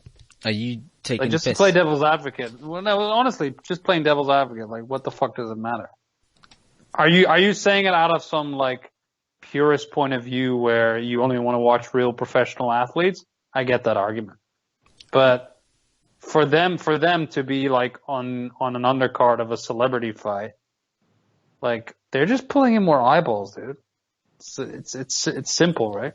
No, because the eyeballs they're pulling in, bro, are probably not even watching an undercard fight in the first place. They're probably on Instagram, taking selfies with fucking, duck lips. Duck lips. Yeah, I don't know. It doesn't really bother me that much, man. I don't know. For me, the reason why it bothers me, it's the same reason why I get bothered when I go like to the beach and go for a run and I see fucking pussies training like Instagram models how to box. I'm a purist too. And for me, like, if you really want to know the fight game and boxing and how fucking hard it is, like, I just don't like seeing more stupid ass people try to appreciate the sport because I know they don't. Well said, Lim. No, I would agree with that, but I don't know. For me, I had no interest in this, by the way, zero, and I don't really like it that much in boxing at all. But at the same time, it doesn't really bother me that much. But I do I do have something inside me that kind of likes a little freak show fight once in a while. Like when CM Punk fought MMA, I was into that shit. I couldn't wait to watch it. Yeah, but the different thing though is, Chemo, is that in that situation, they didn't matchmake him to tailor to his fucking weaknesses. Yeah, they matched him with a guy who fucking smashed him, which was absolutely glorious. Who isn't that good either. I mean, that dude is a fucking journalist. He looks like Cam, actually. The guy that he fought. No, I'm talking about against Mickey Gall. That was just amazing. Well, and even the one before, when he fought that fucking journalist. Like, that still was kind of smart, because I think Dana's rationale in that situation was, we want to show the world, like, how fucking hard the sport is.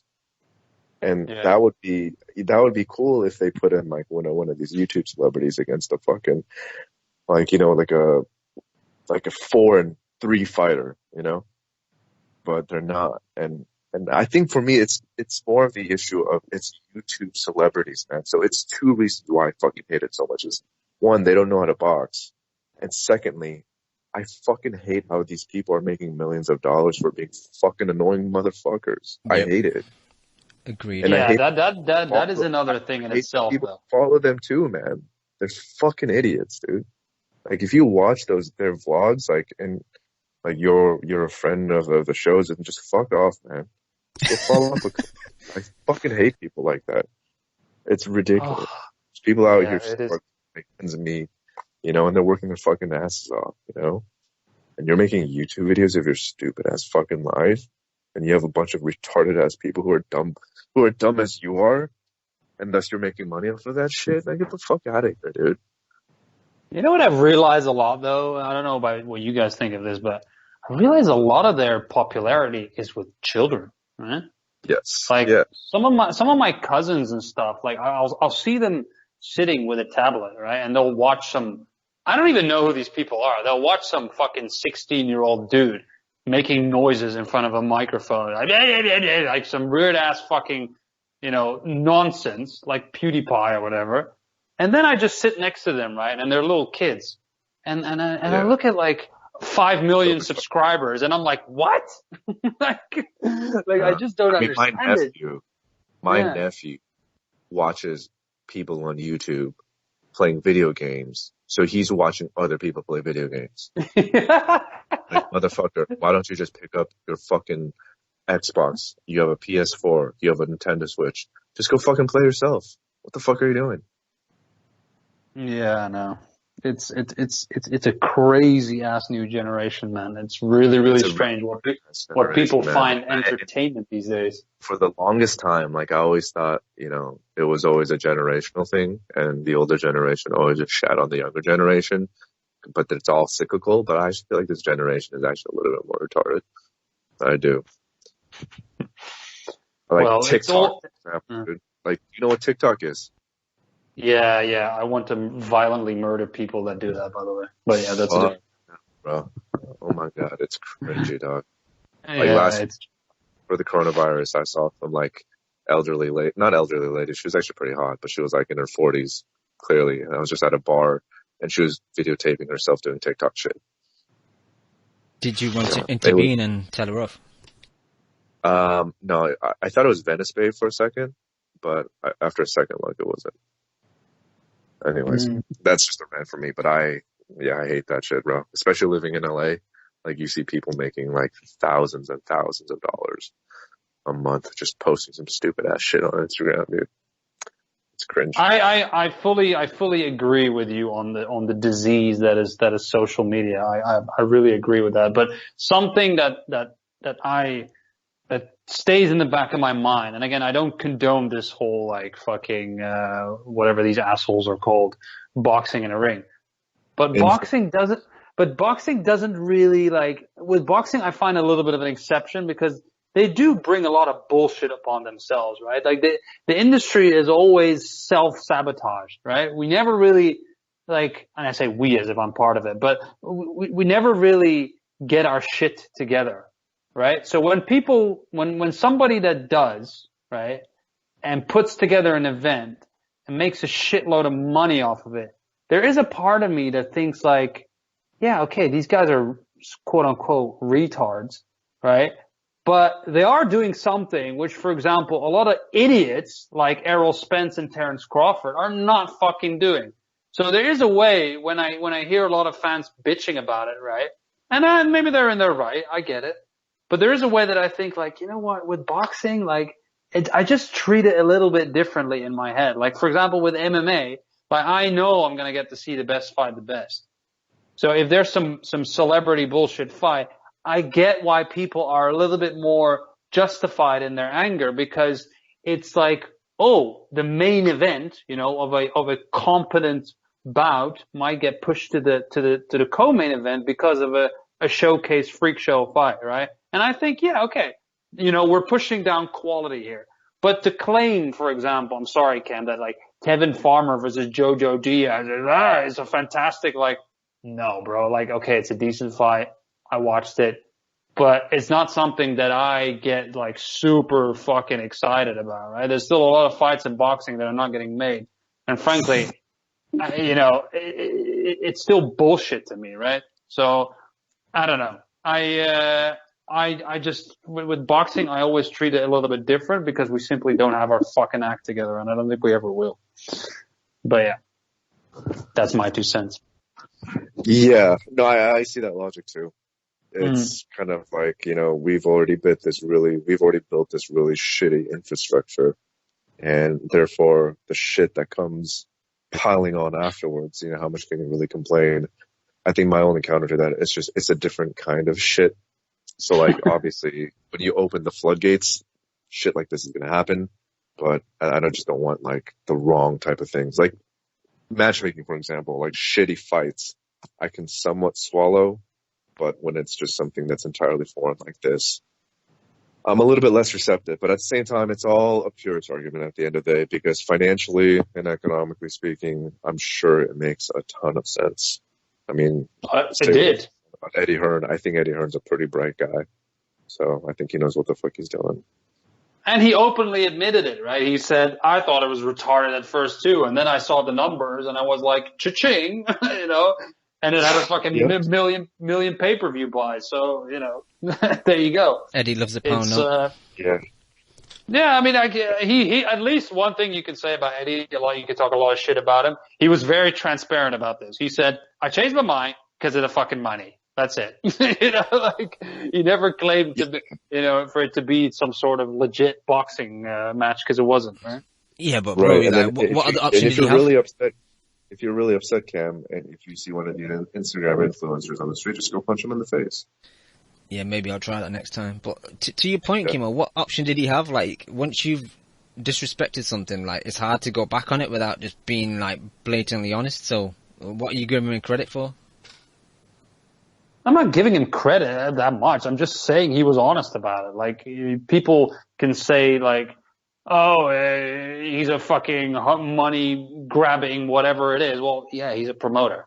He's a businessman. That's what he does. Like, why are you blaming him for like going after money? Like, get upset about something else. Get upset about, see, this is what I think, right? If you want to get upset about something in boxing, get upset about the fact that Spence Crawford is still not made. This is what really fucking grinds my gears. This is what I get fucking pissed off about. And I hate, and I'm gonna go on a rant here, I hate when these fucking cunts still come out on Twitter, right, and say like, oh, well, he is, his promoter is blocking this, and this promoter is blocking that. Bro, first of all, you don't know what the fuck is all going on. Second of all, it's 2020. If you are still fucking bitching about who's on another network and who's with other promoters, I've killed that argument already 4 years ago. Like, the moment May-Pac got done, I'm like, all of this shit is out the window. All of that shit goes out the window. I don't want to hear anything about networks. I don't want to hear anything about promoters. You are leaving money on the table for whatever fucking bullshit ass reason. If that fight can get made with 6 years of hostility and, you know, people going to war on the internet over this, and networks and promoters and disputes and legal troubles and all of this garbage, right? Any fight can get fucking made. So stop your bitching, stop picking sides, and just say it like it is. And this is where we're not getting the best. Period. End of story. If you want to bitch about something, bitch about that. Yeah, in a very kind of like, almost in like an ironic way, Mayweather-Pac being made almost made it harder for these crossover fights to happen. Because I think that set the precedent that you have to be such a big star on your own and on your own network for it to be even somewhat entertained that we're going to have a crossover fight of this magnitude, like Fury versus Wilder, for example. Like, you have to let it marinate to such a degree to let it happen. And I don't know, that isn't a rebuttal, but I think when I saw Wilder versus Fury too, and just the lead up to the fight and the excitement for it, like, as fucked up as boxing it is, it kind of still is like just as good as the UFC in terms of building up fights and drawing interest. Like, all this hoopla that we talk about of the UFC always having their matchmaking on point, which is true, it really doesn't reap the benefits like you would have imagined. Because it doesn't really have fights, unless it's a Conor fight or a Ronda fight or whatever. It doesn't draw the same interest, I think, in boxing. And I think the reason why, Chemo, is because boxing treats its fucking fans like cuckolds. And what I mean by that is they don't let them get any kind of satisfaction for so long. So they don't let them masturbate for like a fucking year. And then when they do let them masturbate, they have so much cum built up that they're just so excited. And then there's a controversial decision, so they I don't know how to turn this into a sexual analogy, but it always disappoints in the end. I watched a porno video a couple of days, like a femdom video, where they put a ball lock on some dude's dick, so he just can't come, and then his beautiful mistress comes in and just unlocks it, and then boom, there you go. He's just overflowed with the greatest euphoria ever. This is cool. But you get my analogy, Cam, right? Yeah, totally. Yeah. It's such a weird sport, man. It is such a weird fucking sport.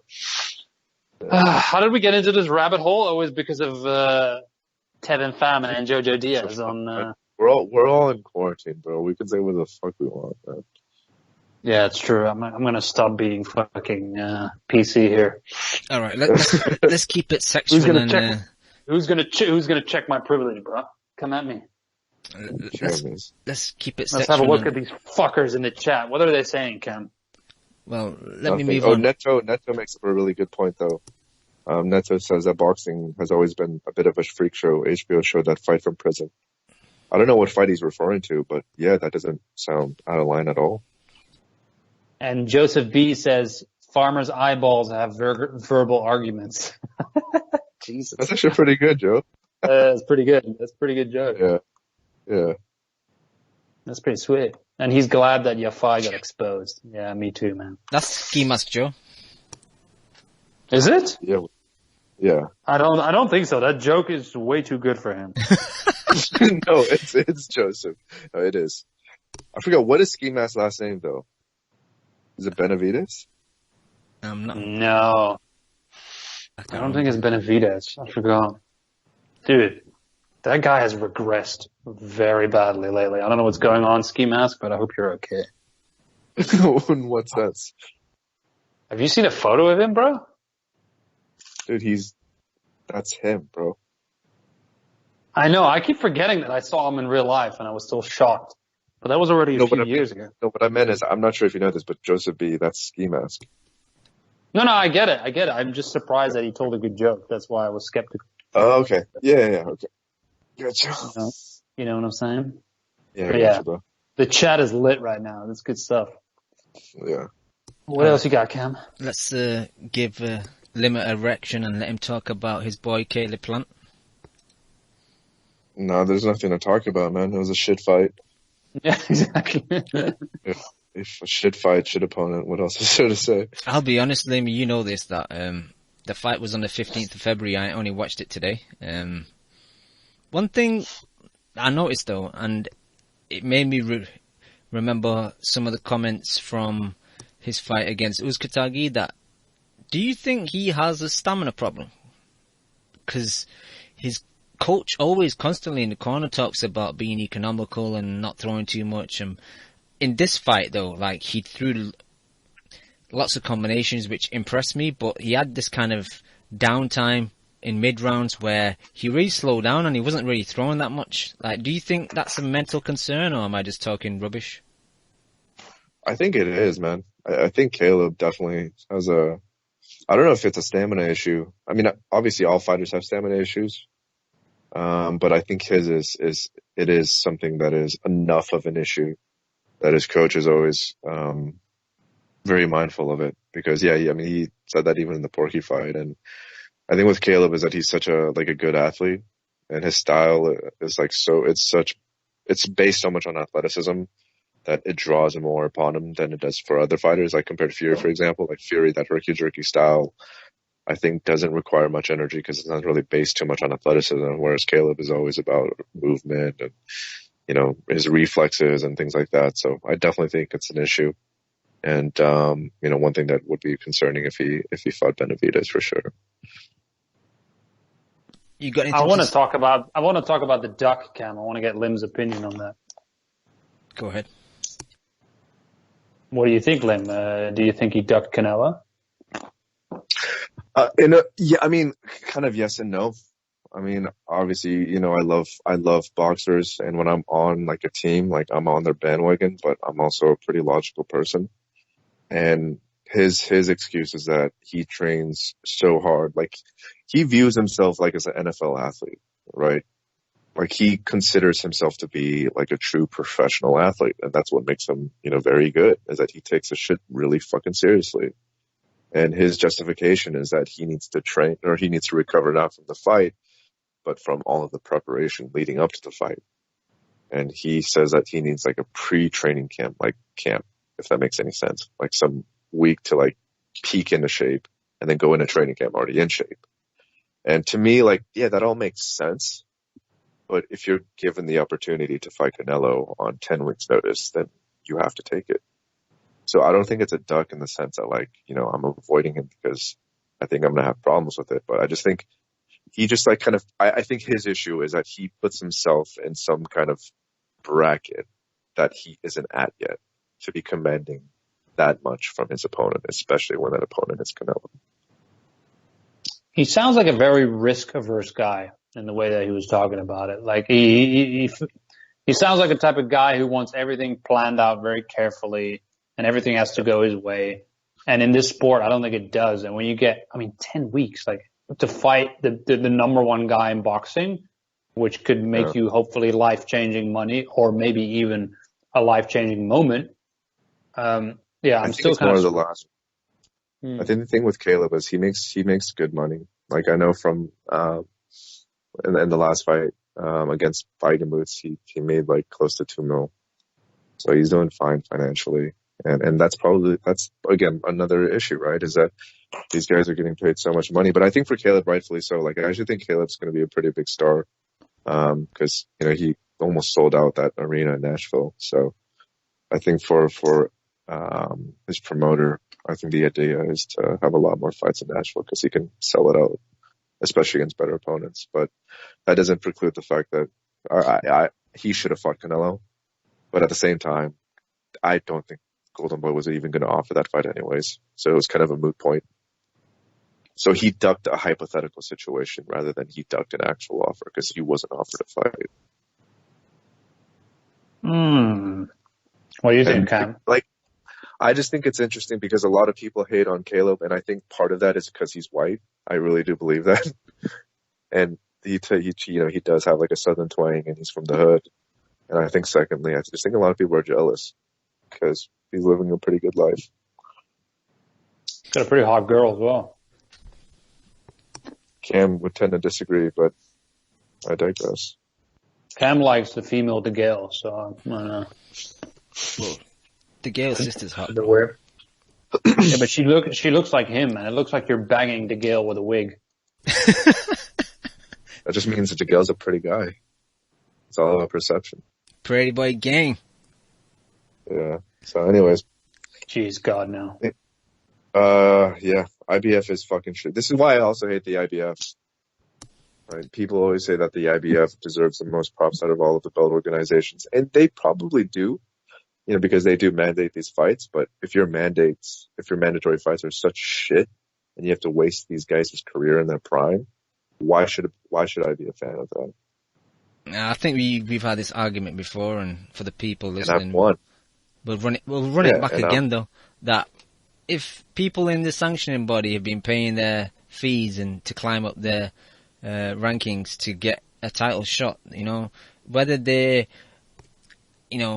10 to 1 against to win the fight, they still should get the opportunity to, fight for a world title. That's every boxer's dream. And how many times have we seen upsets? Like, we're going to get into a fight now, Helenius versus Kowalski, and no one thought, Helenius is going to win that shit, and he did it, It happens quite often. But that's a probability game, man.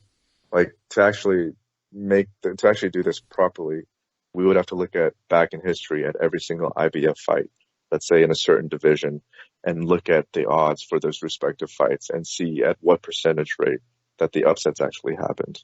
And my opinion is that if we were to do that test, I think those upsets would rarely happen enough to justify this kind of whole fairness system, because the fights are just such shit to begin with. Like, who the fuck is Feigenbutz? How does he deserve a mandatory position? Sure, it's one thing to say, oh, he paid his dues, thus from a fairness standpoint, yeah, absolutely, he should get the fight because he paid his dues. But does anybody in the fucking world want to watch him fight against Caleb Plant? Hell no. Bro, the IBF mandated Mike Lee, and then they mandated Feigenbutz afterwards. No. I think wasn't Mike Lee a voluntary? I think.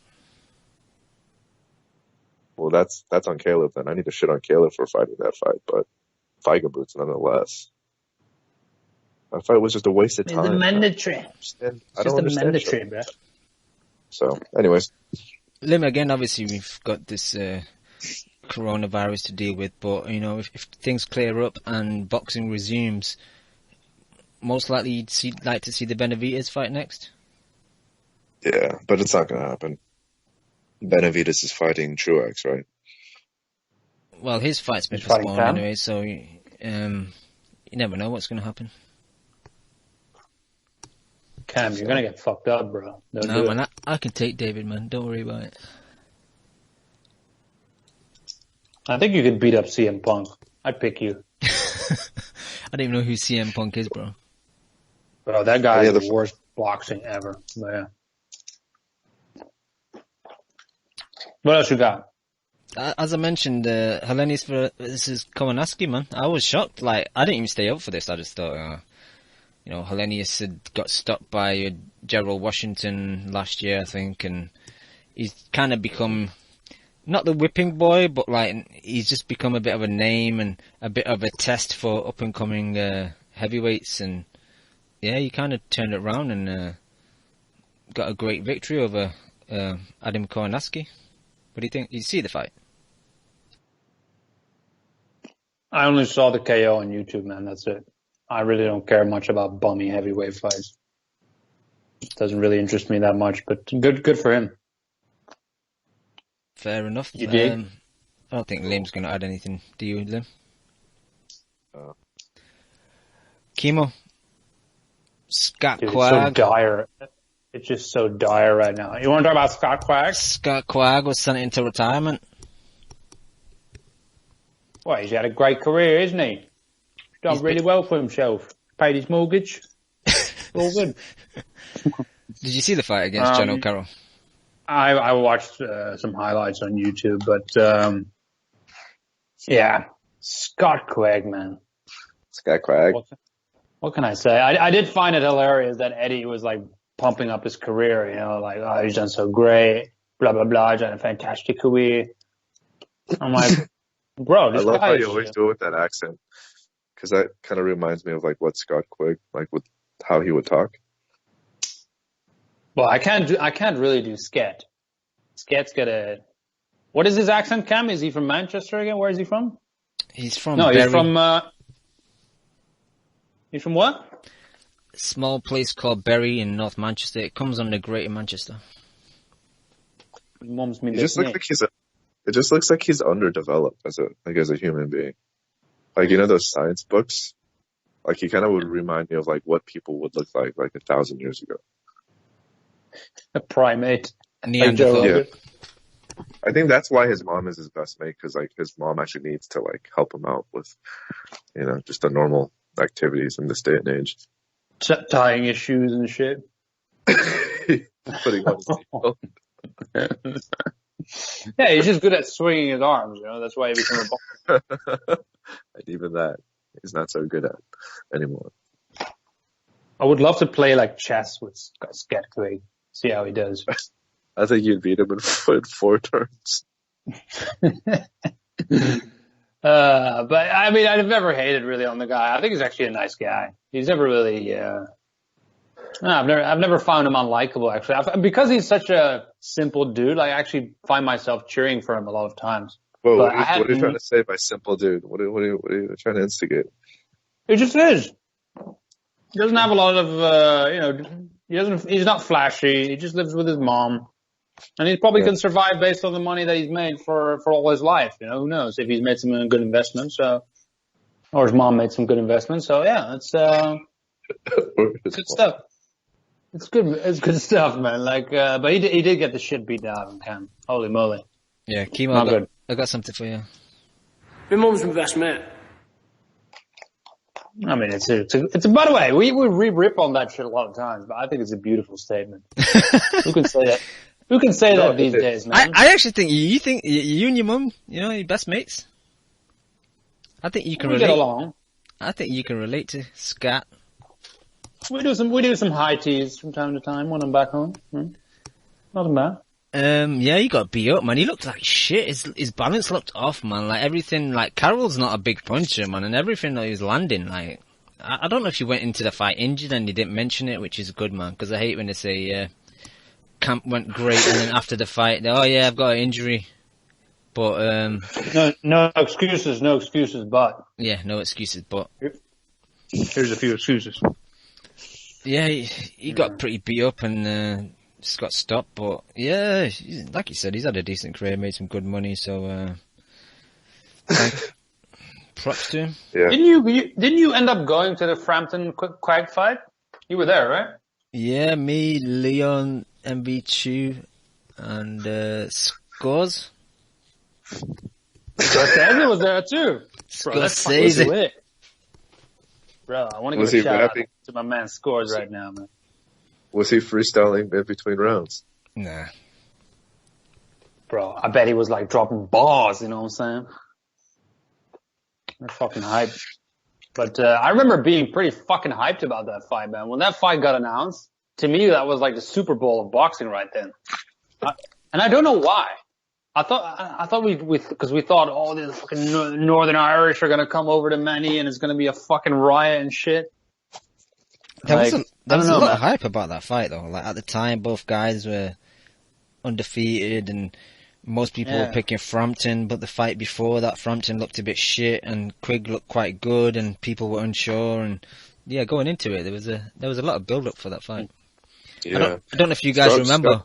I don't know if you guys remember, but sorry again. I don't know if you guys remember, but Hearn and Scott Quigg went onto Sky Sports News holding like a £1 million check, like trying to tempt Frampton for the fight and all that, and it was so corny, man. I don't know if you guys remember that. I think I do, mate. I think I do. It was fucking terrible, mate. Yeah, the whole thing was just hype, and I think it was the perfect storm because he just knocked out Kiko Martinez in like 2 rounds, right? Or in 1 round.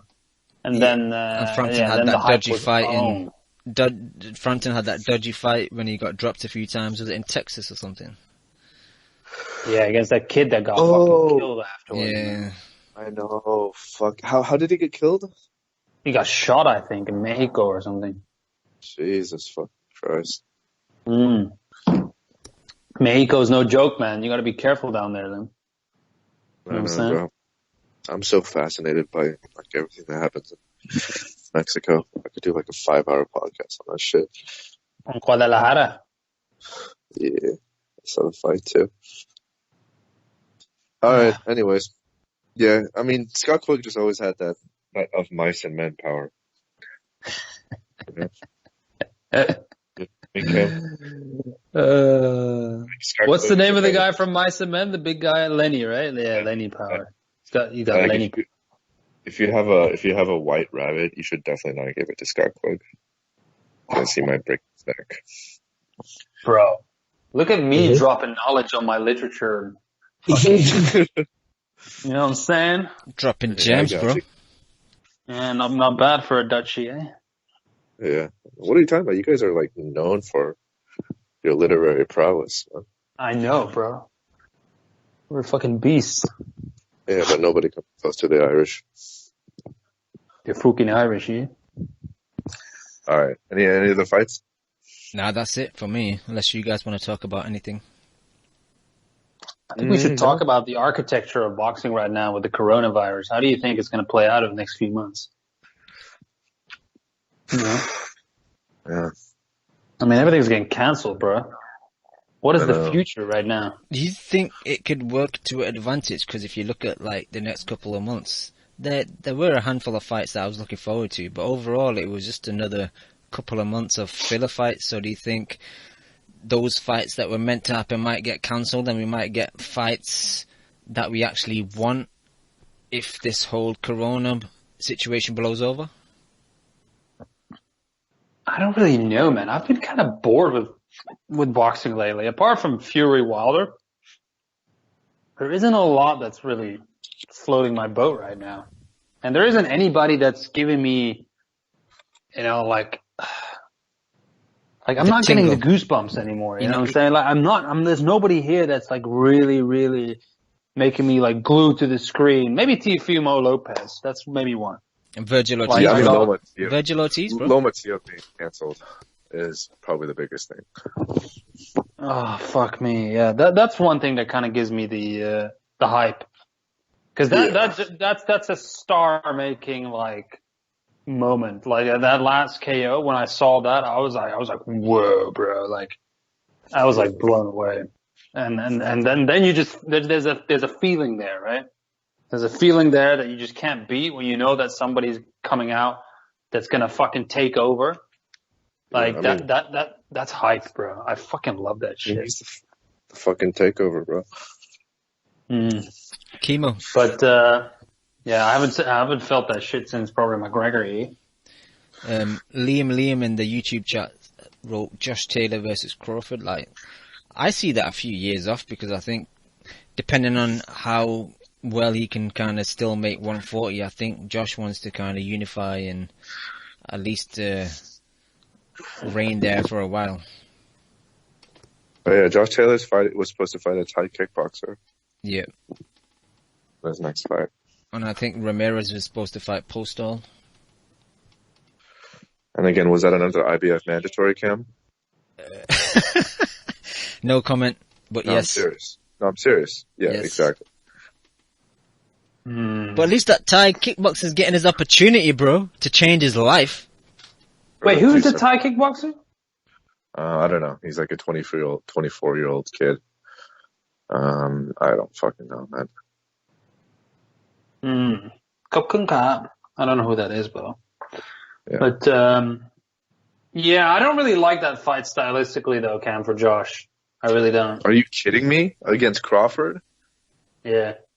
You get his ass whooped, man. Yeah, that's what I'm saying. That's why I don't like it. That's not even an argument, bro. That's a ridiculous fight. Calm down, bro. Josh is a good fighter. I'm just saying, he's good, but fucking Crawford is arguably pound for pound number one at a higher weight division, man. Yeah, who did he fight last time? Mean Machine? Mean Machine. Yeah, I'm kind of sick of this bullshit as well, man. Who the fuck is Crawford fighting? Exactly. God damn it. No, I mean, you're not going to get an argument from me there, bro. Who would you like him to fight, though, Chemo? I told you. Apart from that, because I think there's a shine off that fight now after Spencer's accident.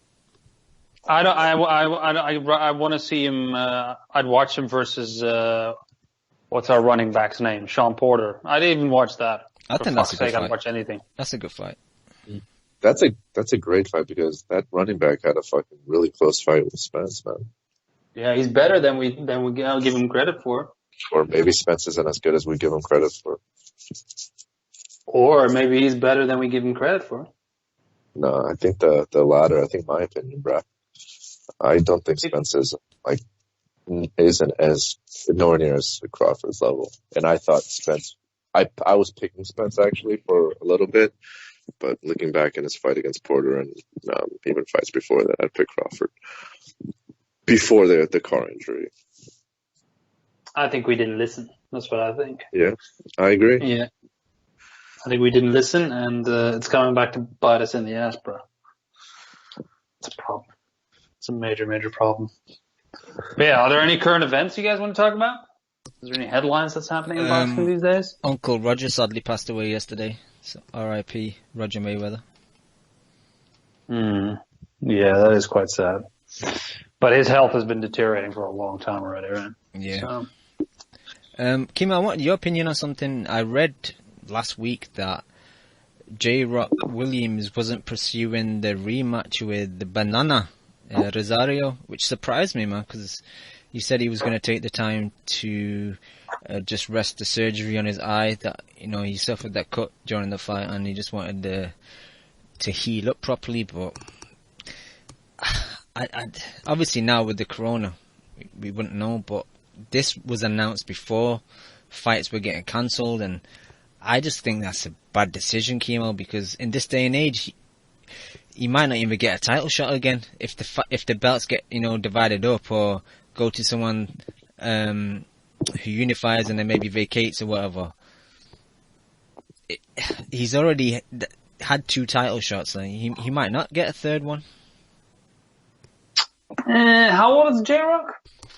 I'll look it up. But I honestly, man, given the way that fight went, if you're J-Rock and you sit down with your coaches and you look at the way that fight went, it's hard to really make a case for a rematch though, man. You're fighting a big dude with long fucking arms who kind of just outgunned you and didn't let you outbox him either, right? So it's kind of difficult, man, to like.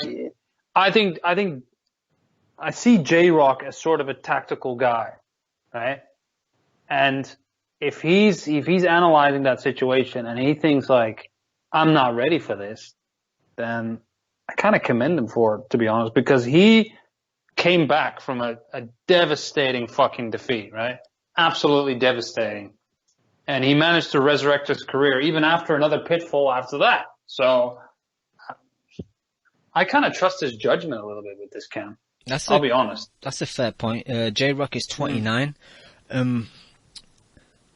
So he's got a little bit of time left. I think he's probably making the right call. I mean, again, how would you see a rematch play out? I don't really know if he will go any different, man.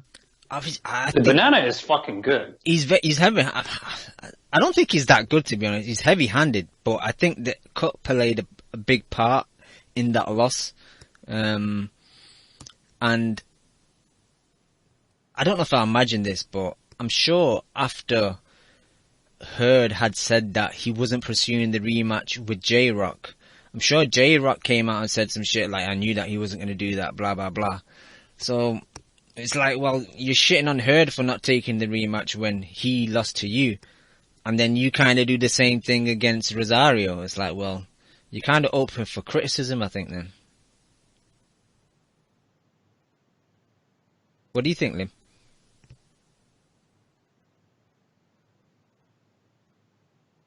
I just saw Kimo's ugly face for a second. You look like bro, I almost went nude on YouTube, bro. It looked like he was peering through a glory hole.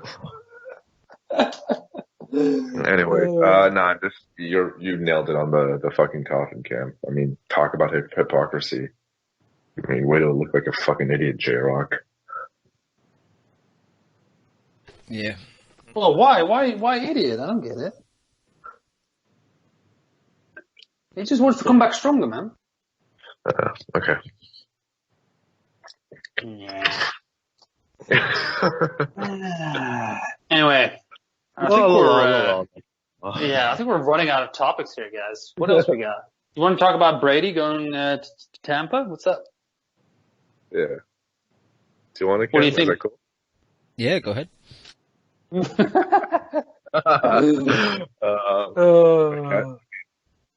I don't know. I just think, yeah, it's good for Brady, but he's got two really good receivers in Tampa Bay, so. He's got weapons now. He's got weapons now. Exactly. Bro, this has been a free fucking agency fucking frenzy, bro. Yeah, people are just going left and right. Mm-hmm. I mean, it's just cray. You dig? Yeah. Man.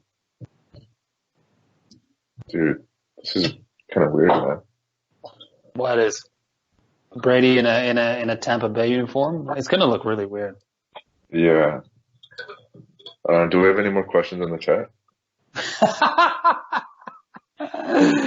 Oh God, this fucking. How are you dealing with the isolation, Lim? Lim started a home gym. I'm doing all right. Yeah, I mean, I kind of did, but. Like you hung up a pull-up bar and you do some sweet pull-ups. Like, I like that. Yeah, and I put a heavy bag in my backyard, but I mean, this isn't really a problem for me. I actually like it because I kind of like a peep show, but there's like 6 apartment complexes I can just see straight through our backyard. So I'm thinking about just kind of hitting the heavy bag with just like my underwear and see how that goes. Dude, I've traveled with you a lot. You're always in your underwear. Bro, the weather is horrendous here, man. It's been raining for the past 6 days, and it's going to rain for like the next week too, so I'm pretty gutted. You shouldn't really complain, bro. You have the most amazing weather in LA. Like, it is sweet. Yeah, what about you guys? How are you guys holding up? Yeah, what's the situation in Abu Dhabi at the moment? Have they enforced any type of lockdown or just people self-isolating? No, yeah, everybody's just kind of chilling at home, and they've ordered everybody to work from home. But there's still life here. People are not going full retard, which is good. I mean, in Europe and the US, people are just acting like fucking idiots right now. Stockpiling. Because they're just cleaning out all the supermarkets, man. Like, it's just stupid. Like, everybody thinks it's a fucking end of the world, and it isn't. Like, you just need to be... No, but the self-lockdown thing that being mandated is actually, I think, the sensible thing to do. No, I'm not talking about the lockdown. I'm talking about people just pillaging fucking stores and shit. Like, it makes no sense. Toilet paper. Yeah, toilet paper. Like, dude, you're not gonna shit yourself, with the virus. Like, I don't understand the toilet paper thing, but like here, everybody's kind of chilling out. Like, when I walk over to the mall, like, people are just out with their kids. It's not busy, but people are still out. Like, it's not, So the mall's not closed? The malls are open. Most of the big parks are closed. Restaurants and clubs are closed. Why are malls open then? I don't know. You can just walk through it, and when you enter the mall, they'll sanitize your hand or whatever, and that's it. Like, but I think it's going to come soon that they shut it down. Yeah. I'm surprised it's still open. I don't know. What's the testing like over there? Do you guys have adequate tests? No, it's not good. So a colleague of mine got a fever, and he got put in a hospital. Well, he went there first. He said, "Hey guys, I have symptoms. I'd like to get tested." Then they obviously took him to a separate floor of a hospital where it's fully isolated. Like, there's a security guard and they don't let you leave. And even the elevators don't go to that floor. So you can only get there by stairs, and you're basically just like, secluded over there. And the usual turnaround time, they said, was 24 hours for the test. And it took him literally 4.5 days to get results. And he was just chilling in a room there at the hospital. And it came back negative, thank God. But like, I don't think they really have enough capacity to deal with the amount of people coming in. And I think there's a lot of people that are coming in with other symptoms. Similar symptoms, but not for the same virus, basically, right? Or a regular flu or whatever it is. Like my friend, for example, had like a stomach bug, like that's the reason why he had a fever. So, Yeah, it's weird, but in general, like the cases are low here, and everything is just in terms of travel has completely shut down. There's no people coming in or out of the country. So yeah, it's just I don't know. It's all right, man. Just that for my profession, it's kind of hard not to travel. So that makes things very challenging. But so have you been on a lot of conference calls and stuff, or?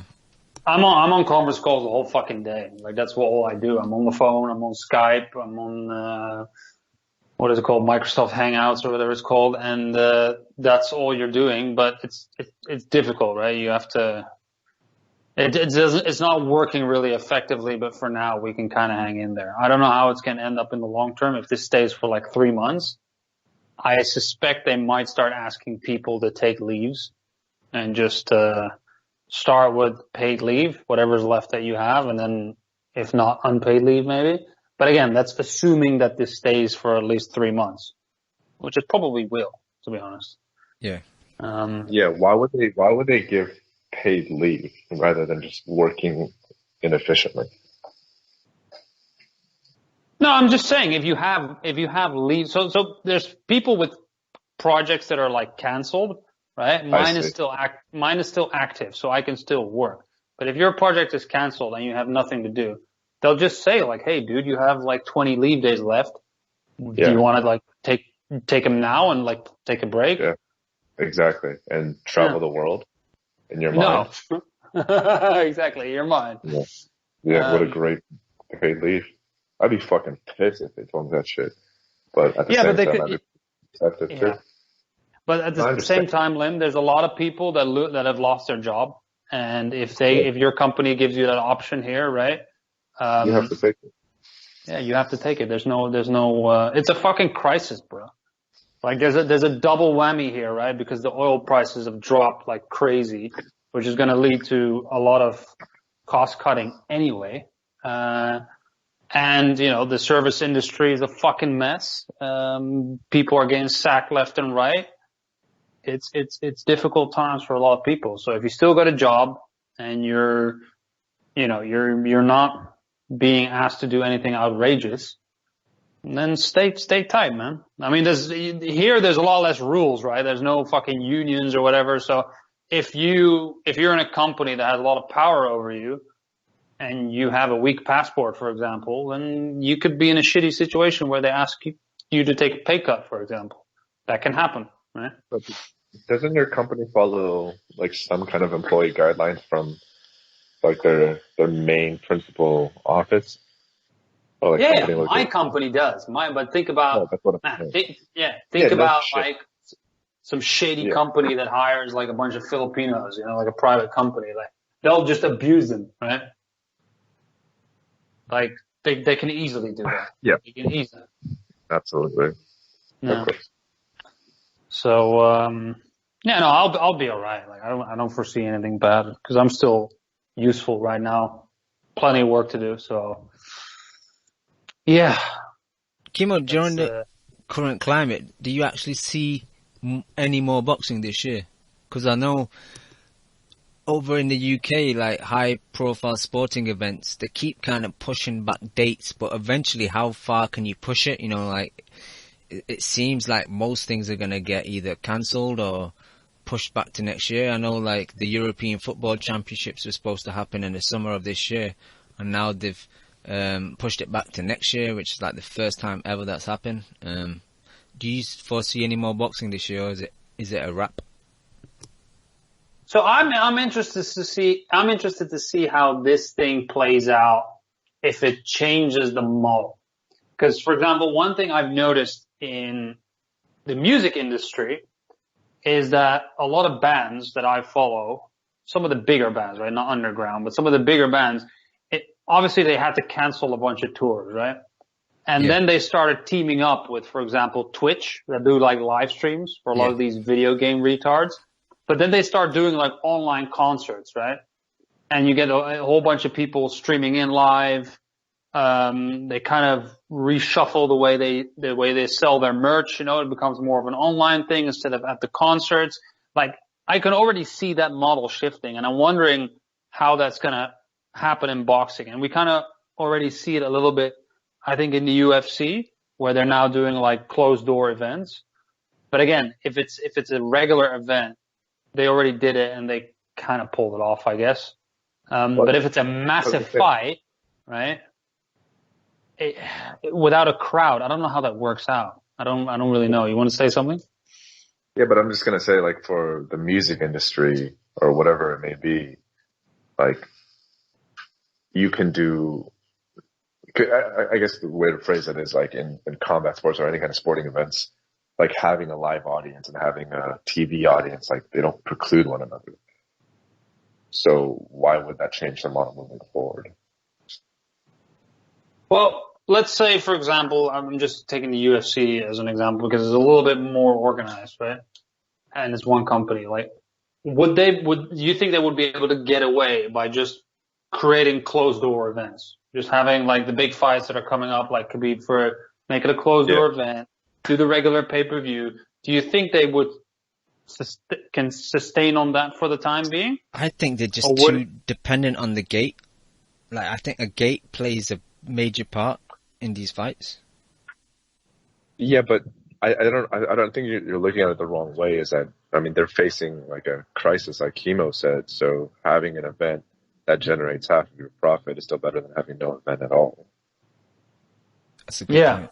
That's a good point. And you don't, obviously, if you do it in a small environment and you don't need the crowd, you also don't need the cost of the arena, right?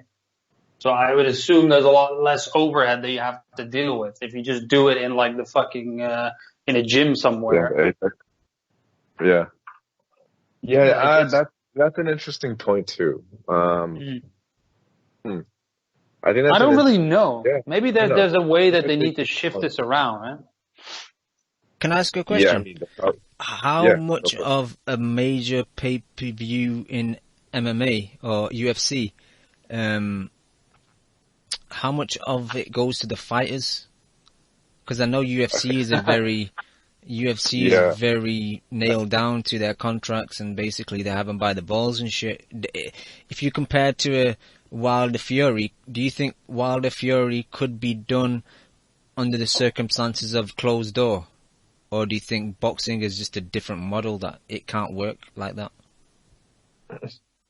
I think boxing could be done under this model because I'm pretty sure the Wilder Fury contract, those numbers were largely predicated on percentage splits. So they would just have to be under the understanding that obviously the pot is going to be a lot smaller. You're getting the same percentage points, but you're still getting a lot less because there's less to go around. Yeah.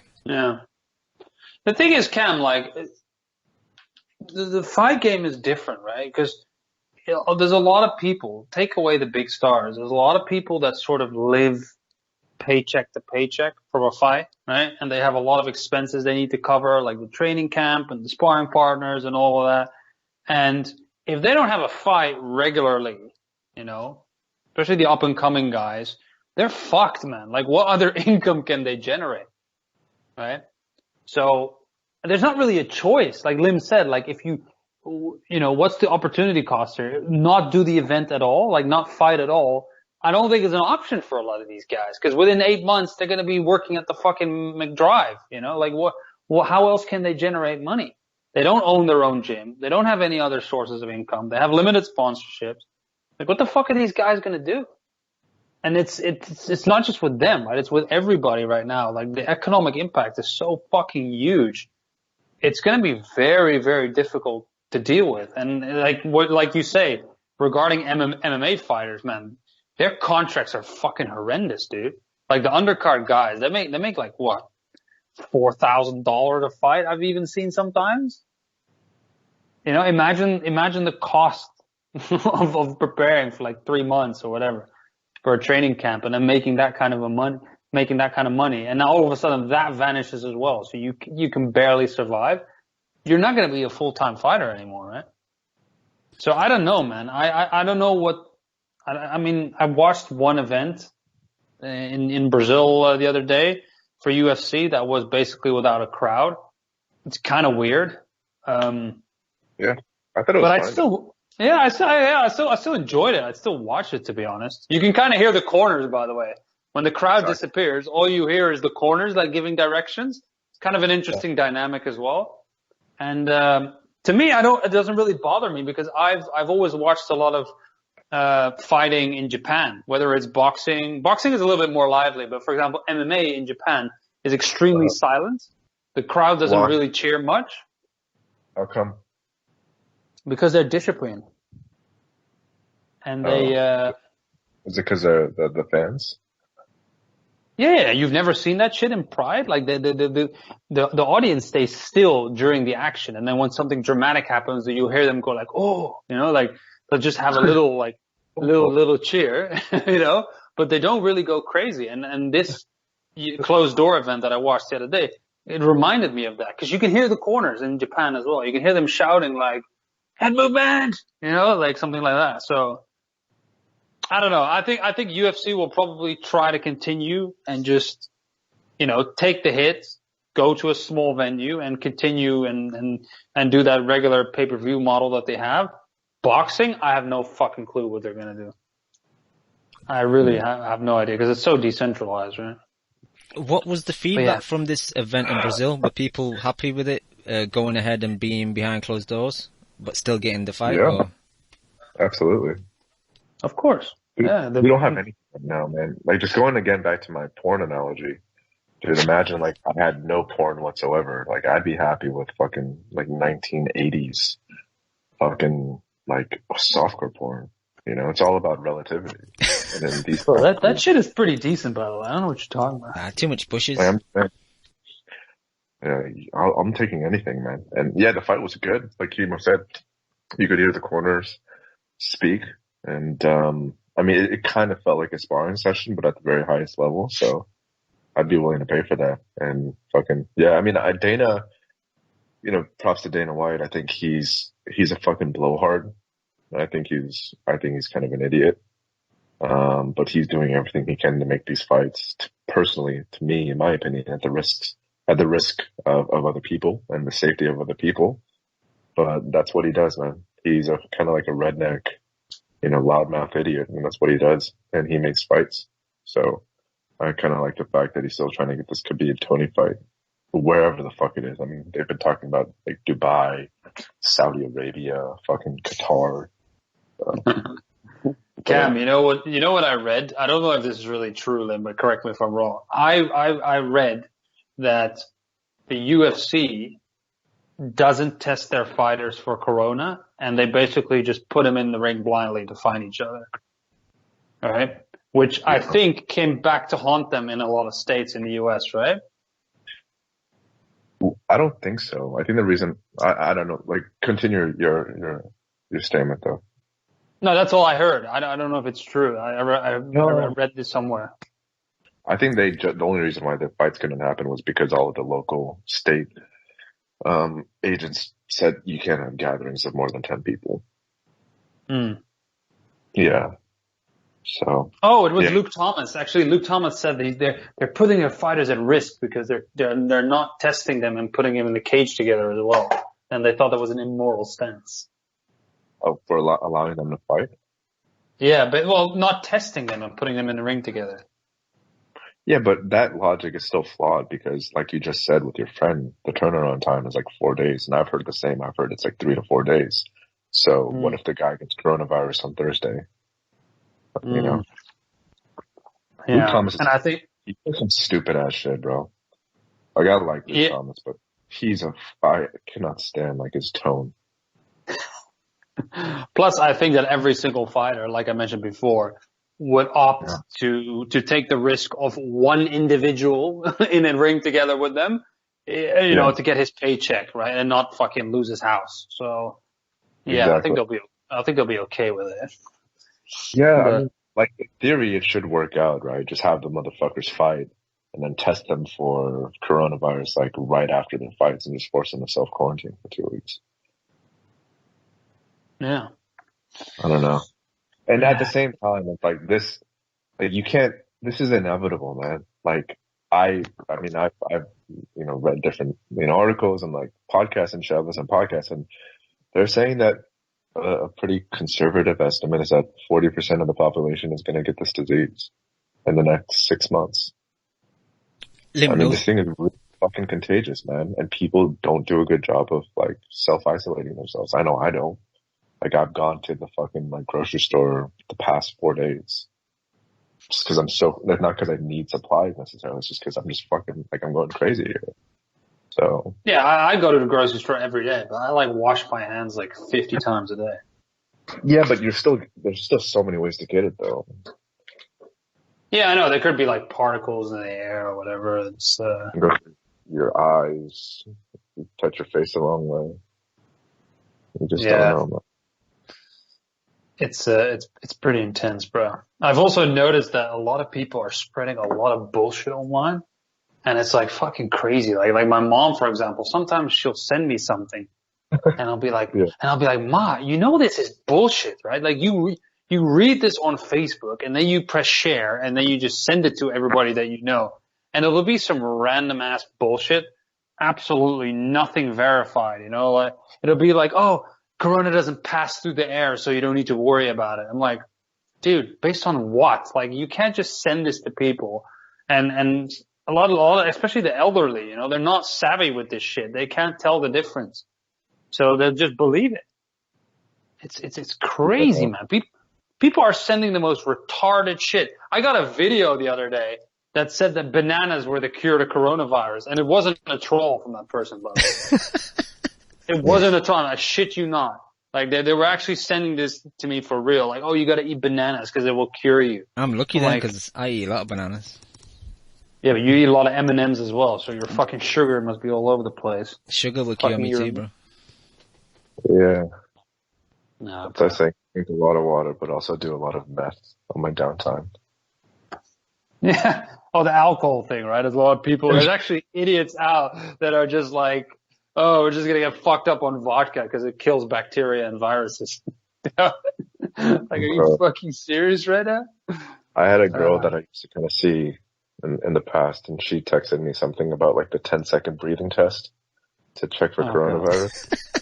And when I saw that, I was so disappointed in her. I was like, fuck. Were you like, what did I ever see in you? I did not know you were that retarded.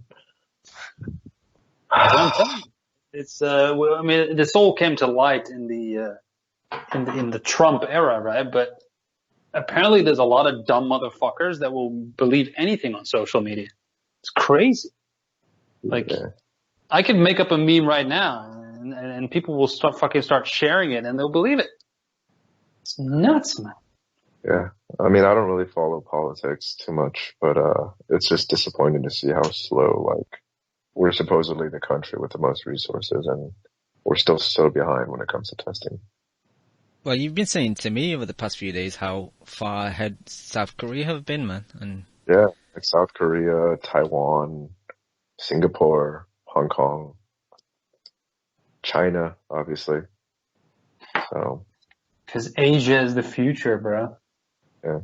And obviously there's a lot of different factors. You know, those are much smaller countries.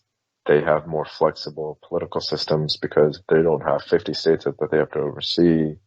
You know, maybe the testing kits are closer to that area of the world so they can get more quickly. But even then, like, it shouldn't account for that much of a difference. Yeah.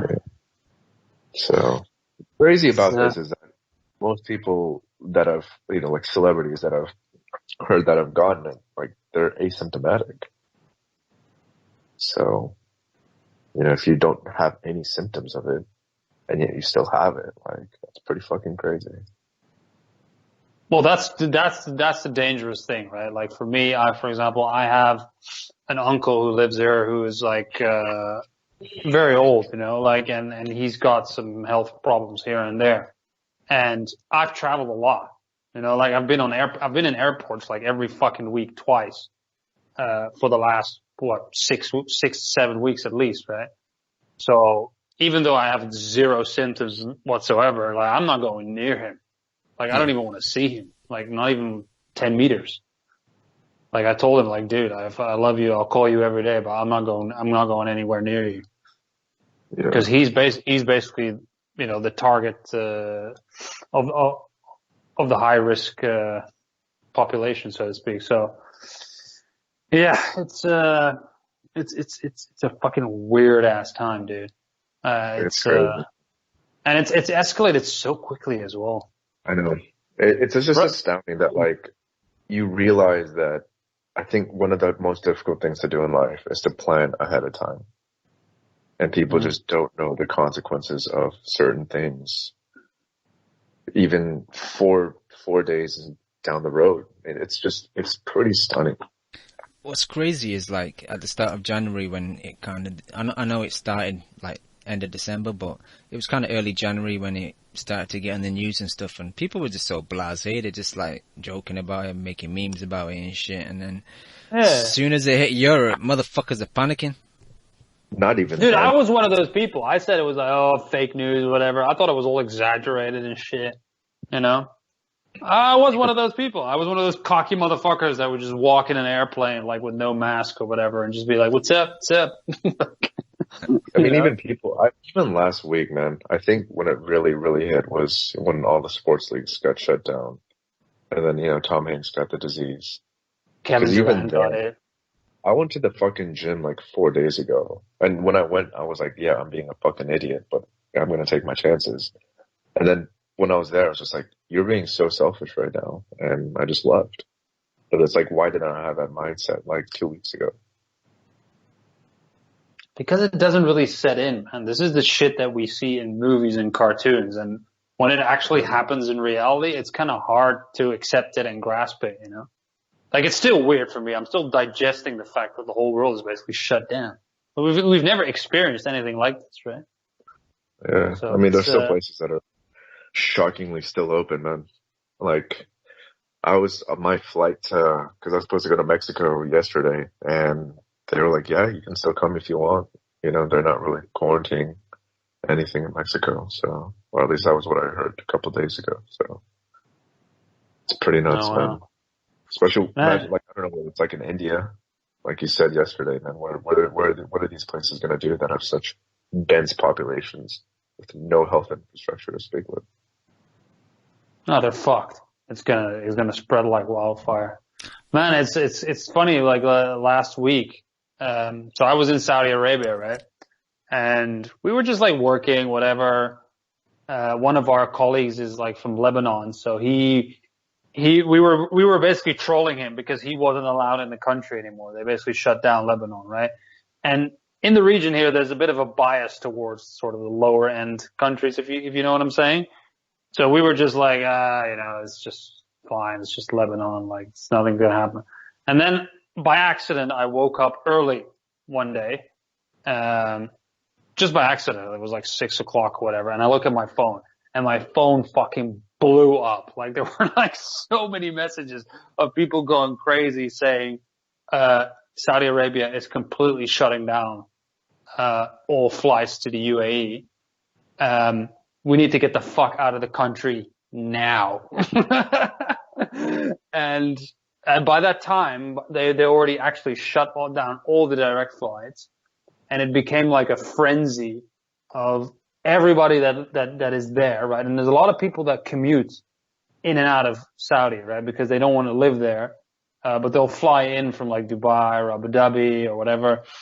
And all these fucking consultants and contractors or whatever you will, everybody started booking flights. So it was a mad frenzy to get on one. And I happened to catch the last flight via Oman, indirect back to Abu Dhabi. And literally the moment I landed, people told me, oh, you're lucky. You got the last one out. And I still have colleagues that are now stranded in Saudi and they can't get out.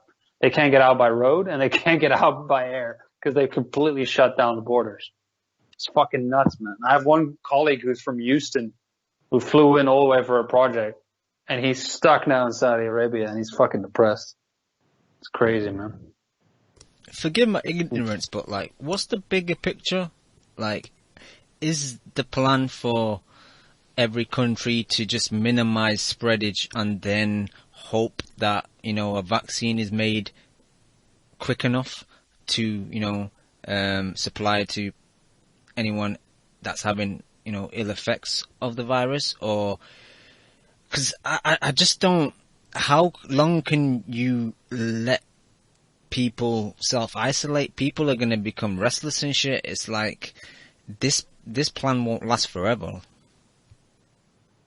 It's hard, man, because I think the moment you start this is the moment the time starts ticking for a lot of people. Yeah. Right? And a lot of people don't have income. A lot of people are under a lot of financial stress. And, you know, you can only do that for so long.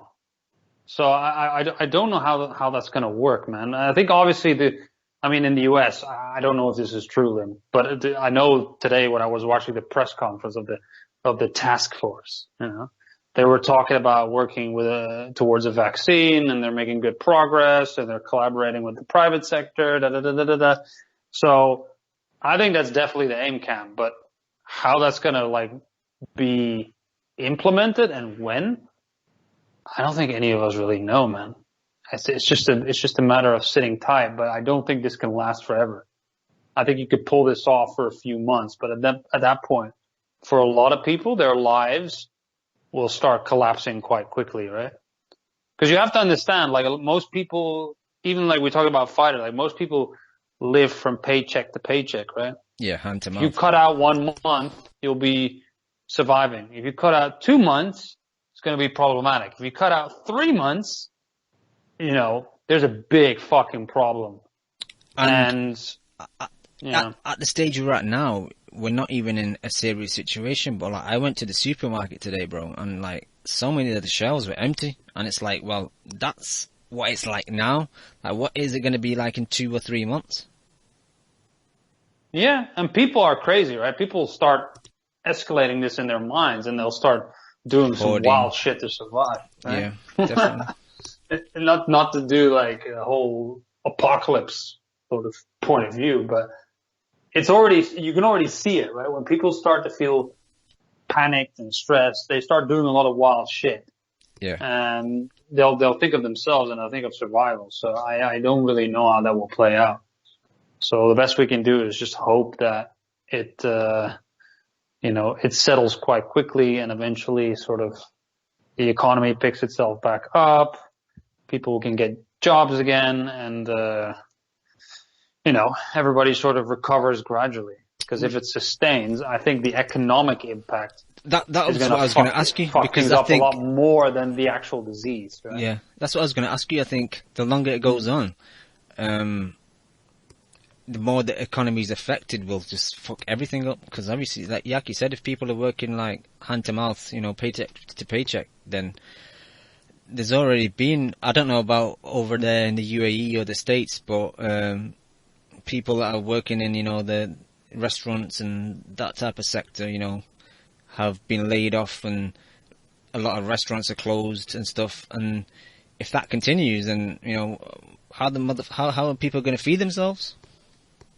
Oh, they can't, right? It's going to be, and it's already happened here, right? Like people in obviously the airlines, right, are getting laid off left and right. People in the hotel industry, are getting laid off big time here.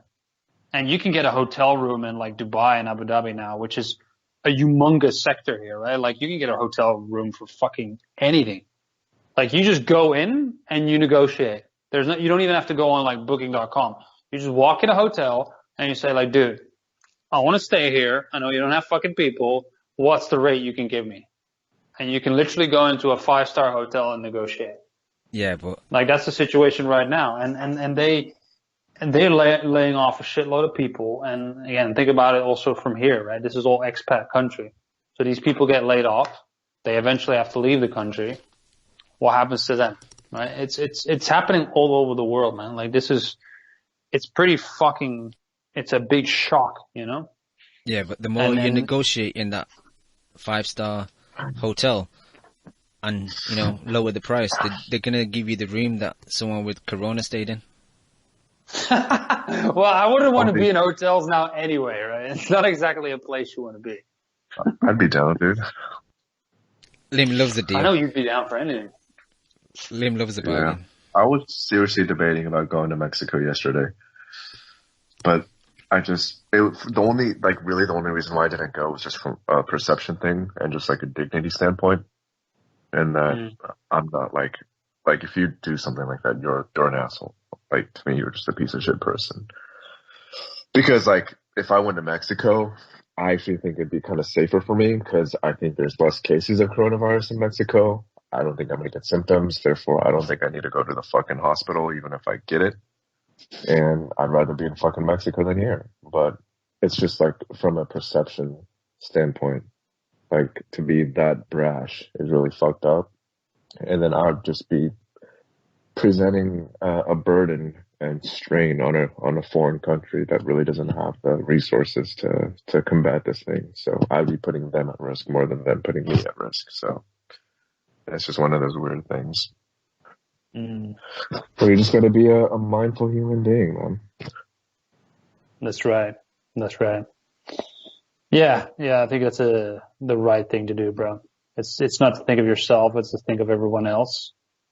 And bro, you got to think of it like a chain. You know what I'm saying? Like my family the other day, they had a friend of a friend whose wife basically got it, right? And then you start thinking like, hang on, I met that person 2 weeks ago and they had coffee on that day. Like it easily could have passed down, you know? And then all of a sudden the world becomes really, really small because you could have a buddy or a family member that took a flight 4 weeks ago from the other end of the world, come here, sit in a coffee shop with you or have a drink with you and boom, it already sort of spreads, right? Like all of a sudden it really like zooms in and this is why you just gotta stay put, man. Cause it can easily go in any fucking direction. So, but yeah, god damn it, it's boring though. I find myself just like sitting at home sometimes thinking, what the fuck am I gonna do now? I've told him to buy a PS4 or Xbox to kill his time with. Yeah, that's not a bad idea, man. Just become a gamer like Sugar Sean O'Malley. Yeah, dude, I hate video games, man. Oh, that's weird. He's Asian. He's Asian and he hates video games. That's wrong. Like the only thing I like to play is like Grand Theft Auto, and I just like run over people for an hour and then I get bored. Beat up hookers and shit. Maybe exactly. You should live stream it, bro. I'm sure like loads of kids would watch you and you could like make some decent money from it. Like in GTA, I always like to go to the strip club and try to have sex with like the 2 prostitutes or 2 hookers at the same time. And then once you get rejected, I just end up killing them, you know, and then getting a helicopter and then blowing up the strip club. Well, guys, if you're bored, we could always, improvise a little bit on the podcast, you know. Maybe we could go back and like review some old fights or do some, get a little bit creative. Yeah, do some toe-to-toe, do some legacy discussions, you know, something like that. We can always improvise a little bit, you know. Nah. Fine, Cam. I don't sense your enthusiasm. Yeah. Obviously, you're not bored because you're just fucking loving this shit, but I am bored out of my skull. As long as I have YouTube and I can watch people unbox technology, then I'm fine. Fuck me, bro. Unbox technology, dude. That might be the gayest shit I've ever heard in my life. It was a joke, bro. But you watch unboxing videos. You love that shit. You get off on a new phone being like pulled out of the plastic, right? Exactly. You love that. You love that shit. You sit there eating your M&Ms like, yeah, continue, bro. Bro, I haven't had M&Ms for months, bro.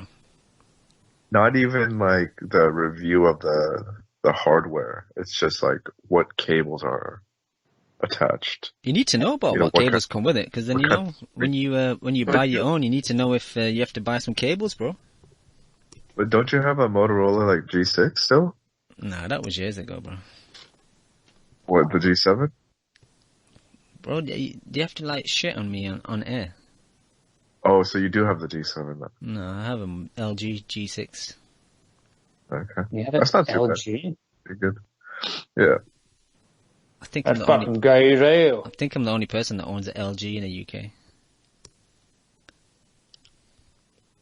Yeah, so the fight soon. Yeah, so fights, yeah. Anyway, man, it's good to have done a nice little show once again. I know the streets were hungry for that shit. I know Loco Mexican has been bitching forever about this. But that motherfucker still doesn't understand the difference between Mixer and YouTube Cam. I think you need to have a little sit down with him. No, I've told him now. He understands. Okay, good. What's there to understand?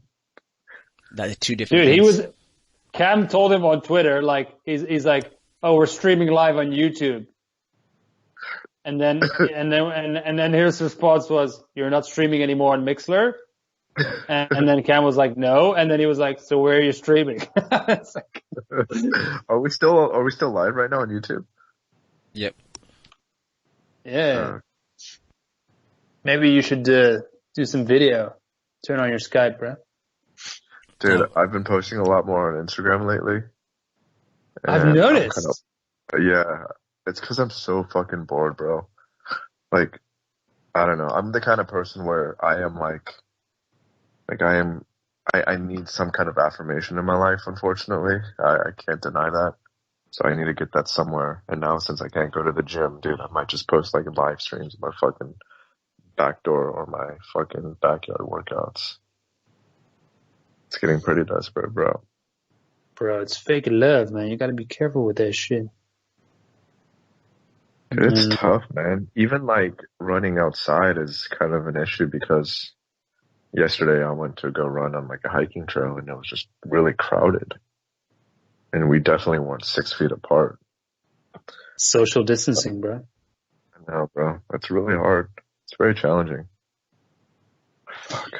You know, I did read an interesting thing the other day. With all the garbage that is on the internet, there was one thing that I kind of liked, which was our great grandparents had to go to fucking war. All you got to do is sit at home. And I was like, you know what? Kind of got a point over there. Kind of got a point. It's not the worst thing in the world. True, but same logic. Then you're kind of admitting that this situation and this crisis is comparable to the crisis of World War II, which is obviously but it's very scary. It's completely different. Yeah. No, it's completely different. Kind of frightening. And I really do think people are just bitches nowadays. Like, oh yeah, we're a bunch of pussies, bro. Yeah, that's why when I see war veterans and shit, you know, I get kind of like emotional, man, because like fucking what they had to go through, man. Imagine going to fucking Nam when you're 18 years old. Scary, bro. Yeah. I don't know, but I'm doing my part, man. I'm being a good citizen, you know, today. Like, I saw some homeless guy in the street. I gave him a couple of dollars. I gave him some bottles of water. And I made sure to capture it on film because I want people to know that. So that's the important thing, man. Like, obviously help other people, but make sure you record it. That's the most important thing. Like those fucking videos, bro, of like those YouTubers, man, who fucking give out, you know, shit to the homeless and they all record it, man. Like, fuck out of here, bro. Fucking pussy. And that's why Anthony Jeselnik is my fucking hero, bro. Cause he has that piece about like people who say, oh, pray for Paris, you know, pray for Boston. Like that shit means nothing, man. That means less than nothing. Go fuck yourself, man. You don't give a fuck about these world tragedies, man. Just shut the fuck up. Yeah, he says that's like a wedding photographer who only takes selfies. Yes, that is correct. I do love that rant from you, man. It's true. But it's with everything in life, to be honest. I mean, people are gonna hate me for this, but I even had it with the whole Kobe tragedy, you know. I think that's different, man. Because everybody in their person, like that's different. Because we have an attachment with him. Like, who am I to judge how much you fucking love Kobe, man? Like, that's different than like me saying, "Oh, prayers for whatever tragedy that I know nothing or have no affiliation with." No, that's not fair. Well, I know plenty of people that have zero affiliation with him, like zero.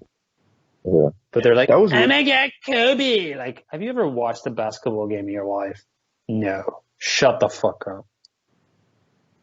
I got emotional from Kobe, man. Just because, Yeah, like, but you live in LA, bro. You're there. no, it's Like, not that though. Not that. I grew up a Celtics fan. I just like to me, I just love like people who are maniacally great.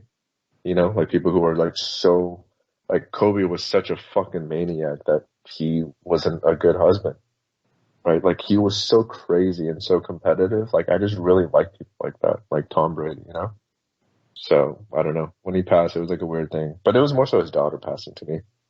The fact that she was yeah, like, but there's a difference, Lim. There's a difference to me between saying like, "Oh my God, did you hear that Kobe and his daughter like had a helicopter crash? That is so fucking sad." You yeah, know, you got to appreciate life for what it is. I have no problem with that. But the people that I know for a fact have never watched a fucking basketball game in their life. They never mention basketball. They don't even can name fucking two players in the NBA. And then they start fucking relentlessly posting Kobe Bryant quotes on Instagram. I'm like, go fuck yourself. Seriously. Like, you just like flock to this fucking shit, like flies on shit. And it's just like, I just yeah. can't stand it, bro. Like, fuck off. You don't know anything about this guy and you just like stick on this fucking tragedy and want to join in the fucking dramatics. Like, get out of here. I mean, that's what Giselle bit is all about. You know, every time you see one of those, you know, it's just social media people saying, "Don't forget about me. Yeah. Remember, I'm here. What about me?"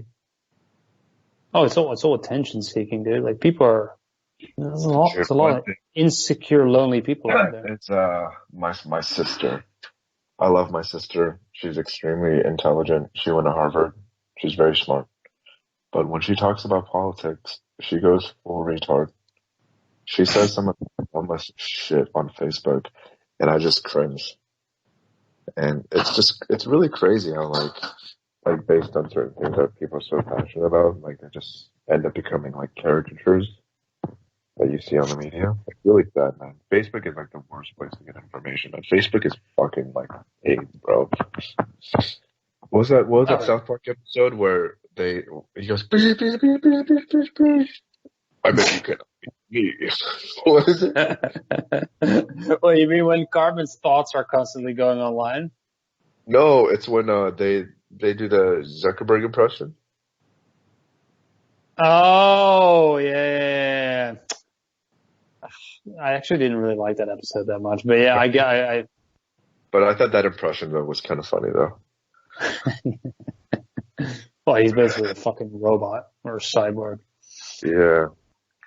One Yeah. thing in the chat though, I think Cam asked for any topics to discuss, and Neto said Canelo picking an opponent being the worst employee / business partner, him not fighting Triple G when DAZN needs that fight. So I guess Who's he's just asking. NATO? Is that Neota? No, Neto. I think he's just pretty much asking, like, what do you think about Canelo not fighting Triple G when they could greatly benefit from that fight? And But he's gonna fight Billy Joe, dude. I'd rather see that fight. yeah, Billy Joe's a good fight. yeah, that is true. Dude, imagine if they just had that fight in Mexico, like at the stadium in front of 120,000 people. I think Billy Joe would get lynched. Dude. Like Chavez style, yeah, I would love to see that shit. But yeah, again, another stylistically bad matchup for him if it happens. But gotta give him credit, bro. He is the current GOAT of boxing. Yeah. Oh yeah, one thing I mentioned, bro. I was listening to the fucking Coalition recap show, and none of you guys even try to argue for Canelo being fighter of the year. I mentioned him. I mean, but we should have argued with more vigor, man. Yeah, I know, but I know Leon was on, and he gets his fucking panties in a twist every time I talk about Canelo. It's like I know in my heart that the dude is fucking great, and he's just like, I fucking hate Canelo, you fucking wanker, blah blah blah blah. I just whatever, dude. I'm over it. You know, I know in my heart how great he is. If you still question his resume at this point, you're fucking crazy. Honestly, like you have some sort of jealousy issue. Maybe it's that python that he holds in his pants. I don't know what it is, but like, come on, bro. Dude, he has a big fucking dick, man. Swear to God, it's a beautiful thing, man. And it's like girthy too, you know? It's just right size. Cause it's kind of like sometimes when you go to the gym, you know how sometimes you see guys with just like big upper bodies but with no legs? Canelo like that, dude. His dick is like the perfectly shaped guy who has like just the right amount of legs, the right arms, the good fucking upper body, everything. Big neck. The jawline, yeah, he's got everything. The jawline. Mm-hmm. Yeah, bro, I like it, man. Oh, we didn't even talk about the Ryan Garcia fight, man. I mean, I know there's not much to talk about, but I mean, I think ever since he trained under Canelo, he's just kind of went up another level. Yeah, I think the Reynosos are giving him good defense, and it's I think it's no, honestly, like that was a spectacular knockout, and that's the type of performance you need. The dude obviously has immense popularity, but he is a cringy motherfucker on the mic. Like, I can't hear him do interviews. It's terrible. He's like, he's really, you can tell he's really dumb. No, he's just, I don't know, he's trying too hard, but he's like super young as well. Like, I kind of get it. I wasn't that dumb when I was that young, man. Even like with Canelo, for example, even while it's always in Spanish, like it just oozes charisma, you know? He's a fucking alpha. I love it when Canelo speaks Spanish, man. It sounds so pretty. It's very pure. Bro, it's crazy, man. Man, I wonder what Canelo's doing right now. What do you think he's doing? He's bagging his wife, man. Skinny. Oh, Cam, we gotta do this one, man. Bro, okay. Cam, you remember when I told you about the fucking how boxers hit their heavy bags and how we could envision them having sex as a result? Yeah, I think we'll leave that for the next time, bro. Dude, that's a pretty good topic, bro. So, Kima, pretty much the premise of this test is based on how boxers hit the heavy bag, like, what do you think their style would be like in bed? Mm-hmm. Are you talking about the sounds or just in general, like the demeanor? Everything. Demeanor, sound, fucking background music, like the way they hit the heavy bag, what kind of bags they like to use. Kick us off with AB, Kimo. Well, didn't AB leak his sex tape? So we should kind of have a comparison here. We can do a benchmark. Well, I've never seen it, but I think they'll be like very short, shallow thrusts. What the fuck? Cam, please don't. Whereas like Canelo, every single shot is like life or death, you know? Yeah. You might split that bitch in half, like. It's like literally, like fucking like some Mike Myers shit. Like you could just see like her body just like split in half, you know? Yeah, that'd be pretty. I feel sorry for his wife, but at the same time, I don't really, because it's a privilege, you know. It's to get piped down by that monster. Yeah, I mean, you can't really complain, right? Yeah, you might be in a wheelchair the next day, but goddamn, you're fucking privileged, you know. Exactly, bro. It's yeah, like, that'd be pretty good, man. Yeah. Whereas this is my last one, but Deontay Wilder, like I feel like he would like put it in the wrong hole.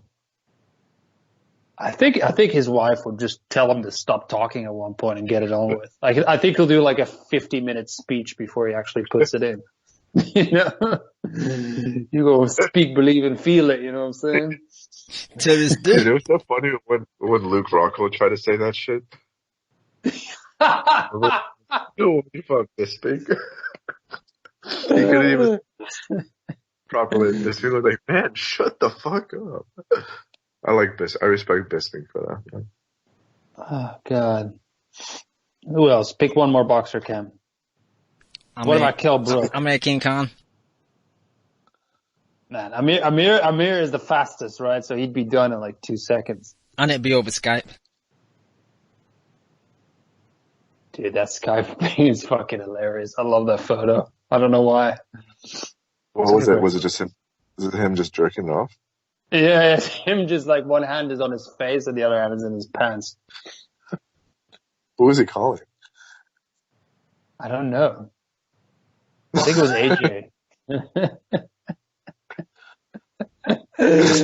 Oh, man. I hope none of my friends ever hear this podcast. I don't know. Dude, imagine like the bar, because I have to fucking like go through the extensive background check next year. I hope none of this shit pops up. I doubt it though.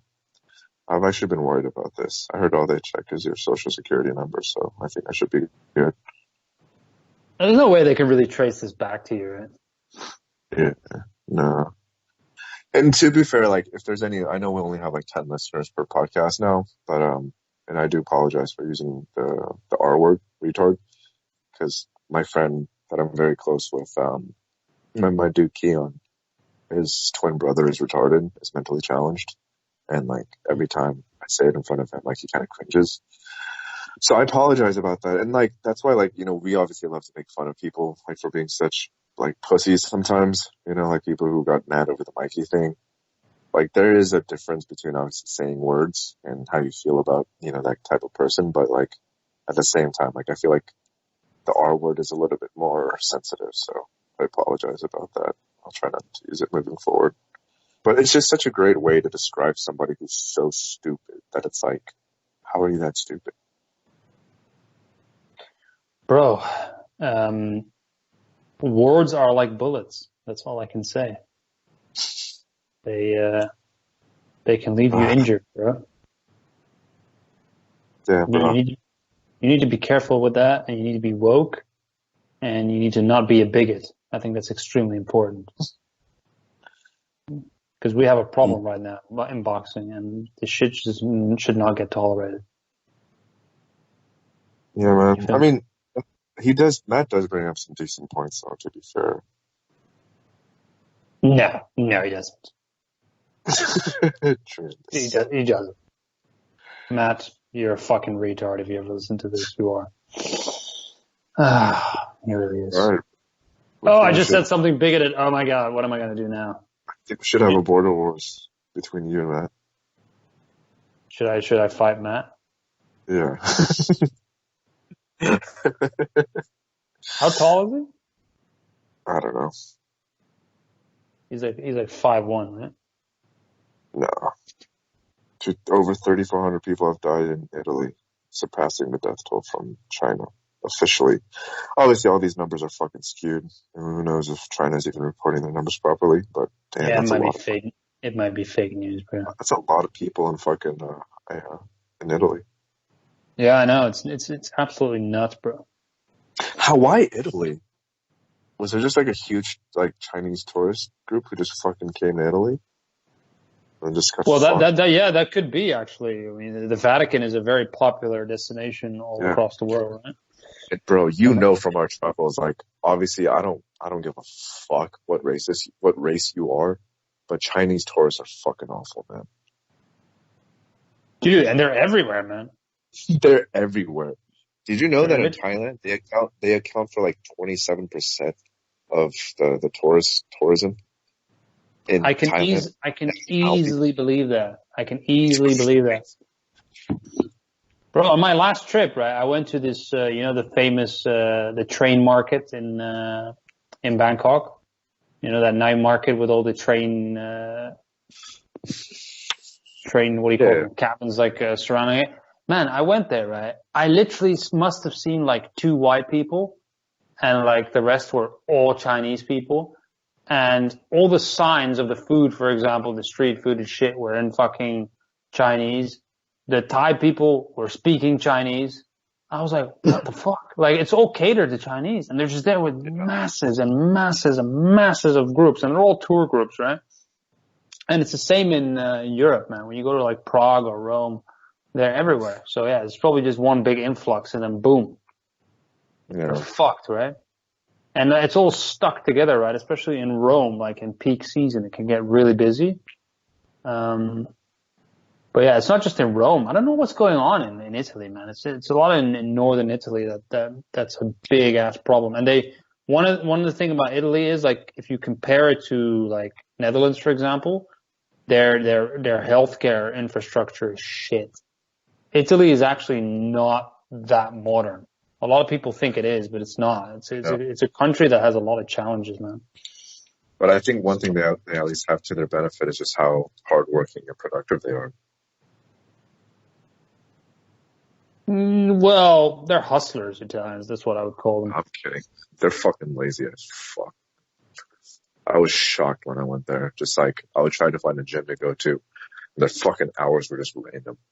Like, yeah, Monday, 2 to 8 p.m., Tuesday, 11 to 3, 6 to 9. I'm like, what the fuck is this, man? Even their post but that's the Mediterranean bit for you, man. It's the same as Spain. It's fucking chilled out, you know. Well, that's retarded, man. Yeah, but I mean, it's just whatever you're used to, man. Like in the Netherlands, for example, like everything shuts down after like. Yeah. What's the Netherlands like? Like for example, in Netherlands, I have to take care of my shit before 8 p.m. Like you'll be lucky to find a store that's open at like 10. Whereas, for example, here, and I think in the US it's kind of similar, you have a lot of, you know, like shops that are just 24 hours open during the night. It's a normal thing, right? Oh, I need to grab some fucking water or some booze or whatever. You go to a store.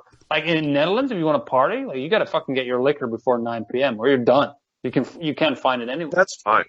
For me, it's just about consistency. Like if you're gonna do something, make sure that like a reasonable person would know when you're open. Chemo is Holland like Norway, where like on the Sunday everything's just closed?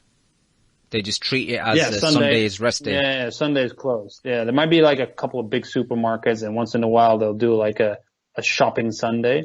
Yeah. But overall, all that shit is like closed. I actually prefer that because I think as a society we've just become like a 24-hour society where we just expect like everything should be catered to us, and I prefer the countries with more relaxed and treat a Sunday as a rest day and spend it with your family and, you know, rest.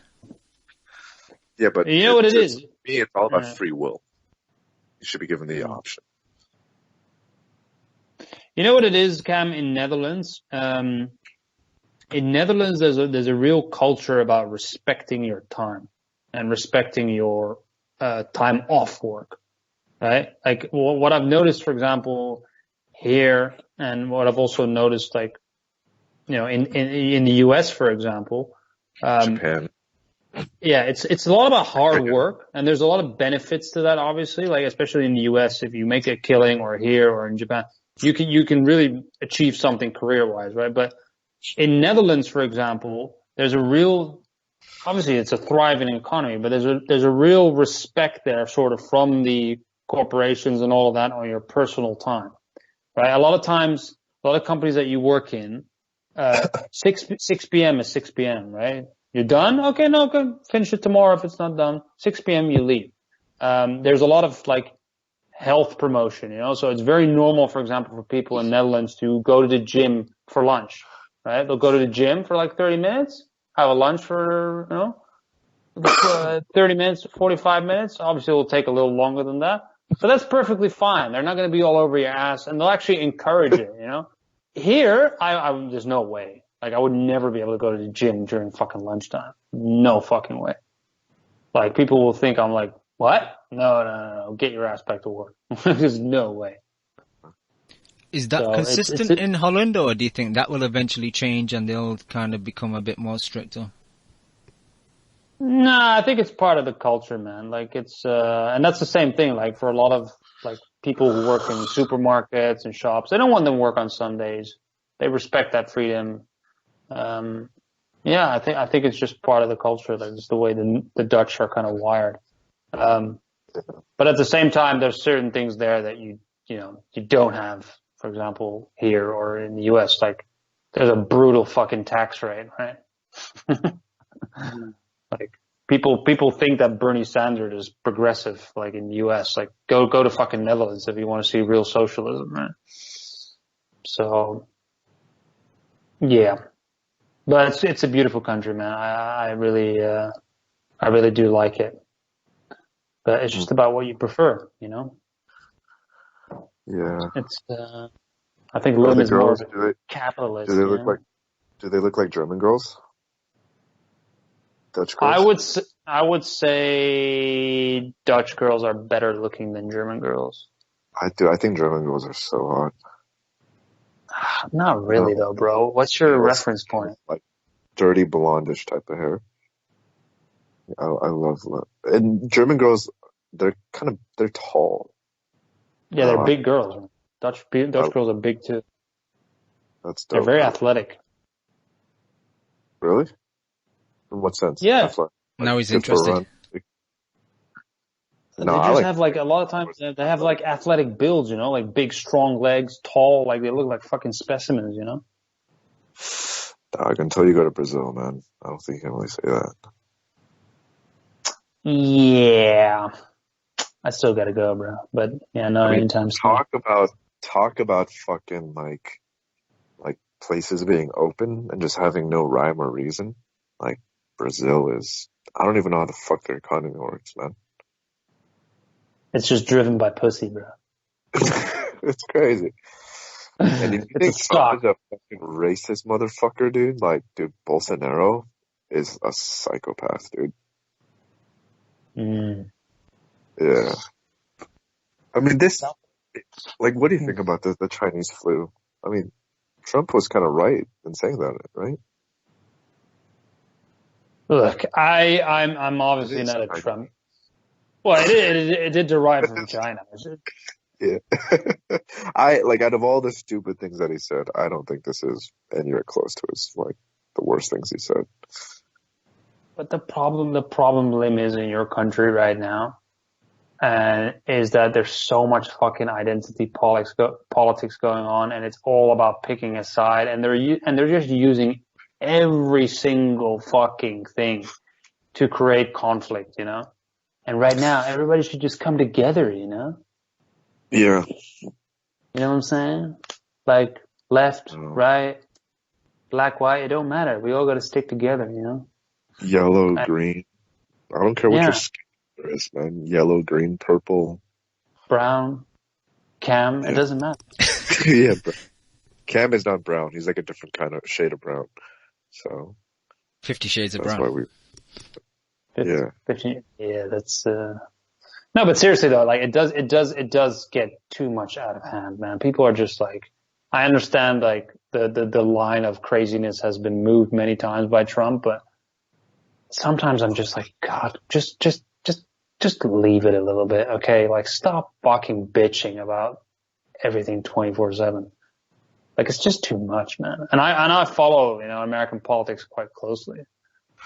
You probably follow it more than I do. Actually, I'm pretty sure you follow it more than I do. Yeah, because I find it fascinating and hilariously entertaining at the same time. Like, it's like Dutch politics is kind of stiff, and American politics is like so sensationalist. Like, so Dutch politics is like David Price. Big stiff eater, yeah. Well, David Price's last press conference was pretty lit. I was like, whoa, bro. What's going on over here? Where have you come from? Yeah. But, no, we have our moments, but American politics is just amazing. And I love watching Bernie Sanders. I just love that accent. And I know you love it too, Libby. Dude, the State Department of America just announced that American citizens abroad should either return home or stay in place. What the fuck kind of statement is that? Like, those are the only two options that those people have. Why the fuck do you need to make that a statement? They could go to a third place. What? They could go to a third place. Yeah, but if those respective countries aren't even allowing you to do the same thing, it's like, why do you even need to mention that at the top of your presser? Because Americans, bro. That's idiotic, man. The fuck?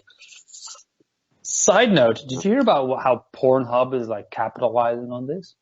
How so? In what way? I read something the other day that they're like going big and like investing in their fucking service offerings and all of that, and it's like they're just like, dude, this is a golden opportunity for us. What, making things cheaper or more expensive? I don't know about cheaper price or whatever, but I just read that Pornhub's got big plans, big expansion plans. I don't understand why you would pay to get like the premium Pornhub. There's so much porn out there. Why the fuck do you need to purchase a subscription plan, man? Maybe you want to get that exclusiveness, you know? It's like a Patreon, basically. Yeah, but at least in Patreon you get exclusive content. In Pornhub, you could just look for that shit on some other website. Oh wait! This is what I read. Hang on, I'll read it to you. This is the article that I read. My Italian buddy sent this to me. Pornhub is giving. Actually, this is not business. This is like charity. Pornhub is giving Italians free premium access during coronavirus quarantine. It's fucking amazing. Yeah, you don't even put down your credit card. They're just like, guys, you're all sick, but at least you can jerk off the whole day. Yeah, so you're locked indoors. Do the best. This is tremendous, man. They should fucking give them a Nobel Peace Prize. Yeah. Really, really. By the way, the funny thing is the spokesperson for this is called Adam Smith. You reckon it's the same Adam Smith? Definitely. He looks like a pedophile. Bro, if Adam Smith was doing a press conference for Pornhub, give us a rendition, please. Oh, man, can you imagine a very big announcement today? Free premium for everybody. We're all very excited about this one, Jim, isn't it? I mean, that would just be great. Actually, I think he would eventually get caught by uploading some child porn or whatever. And now, Jenna Jameson with a double penetration. Keep bringing up Adam Did Smith. Did you see the size of that cum shot? Bringing up Adam Smith has reminded me of a topic I want to get your opinion on before all this corona outbreak became serious. DAZN had mentioned that they are going to take over the world and come to the UK. And how do you see it affecting her and his relationship with Sky and DAZN and everything?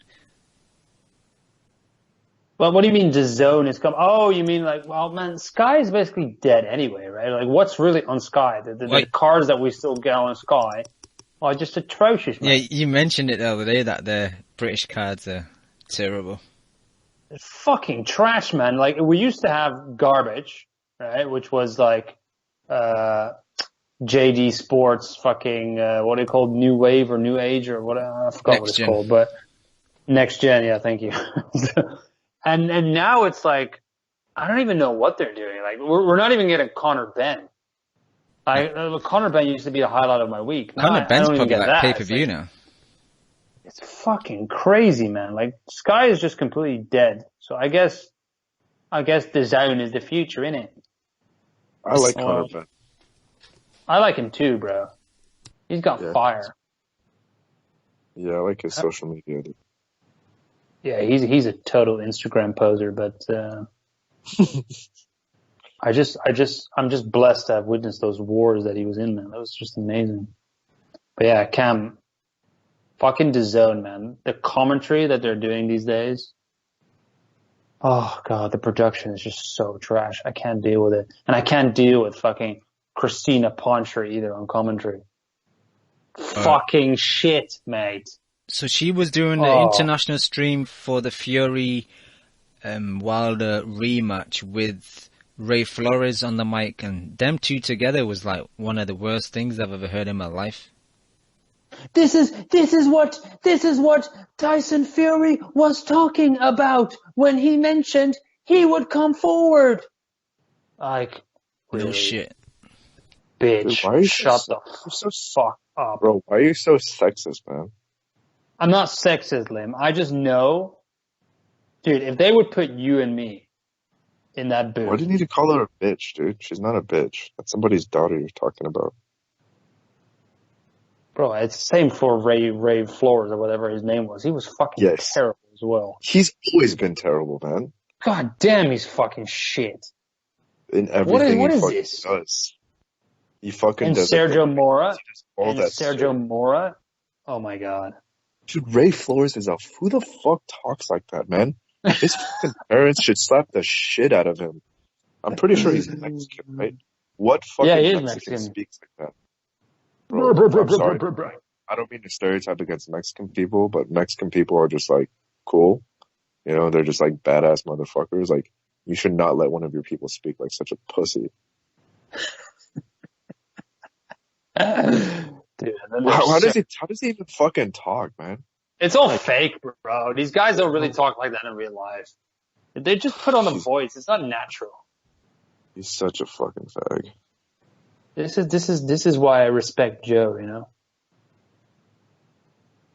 At least Joe Rogan, bro. Oh. Thought you were going to say Joe Goosen? Yeah, Joe Goosen is a fucking don. He's just like mumbling on the mic like he always does, man. Joe Goosen is fantastic, but I am just appalled. There's like so much talent out there for commentary, and this is the best you can come up with. I honestly, this baffles me. I really don't get it. You know how passionate I am about commentary, Ken.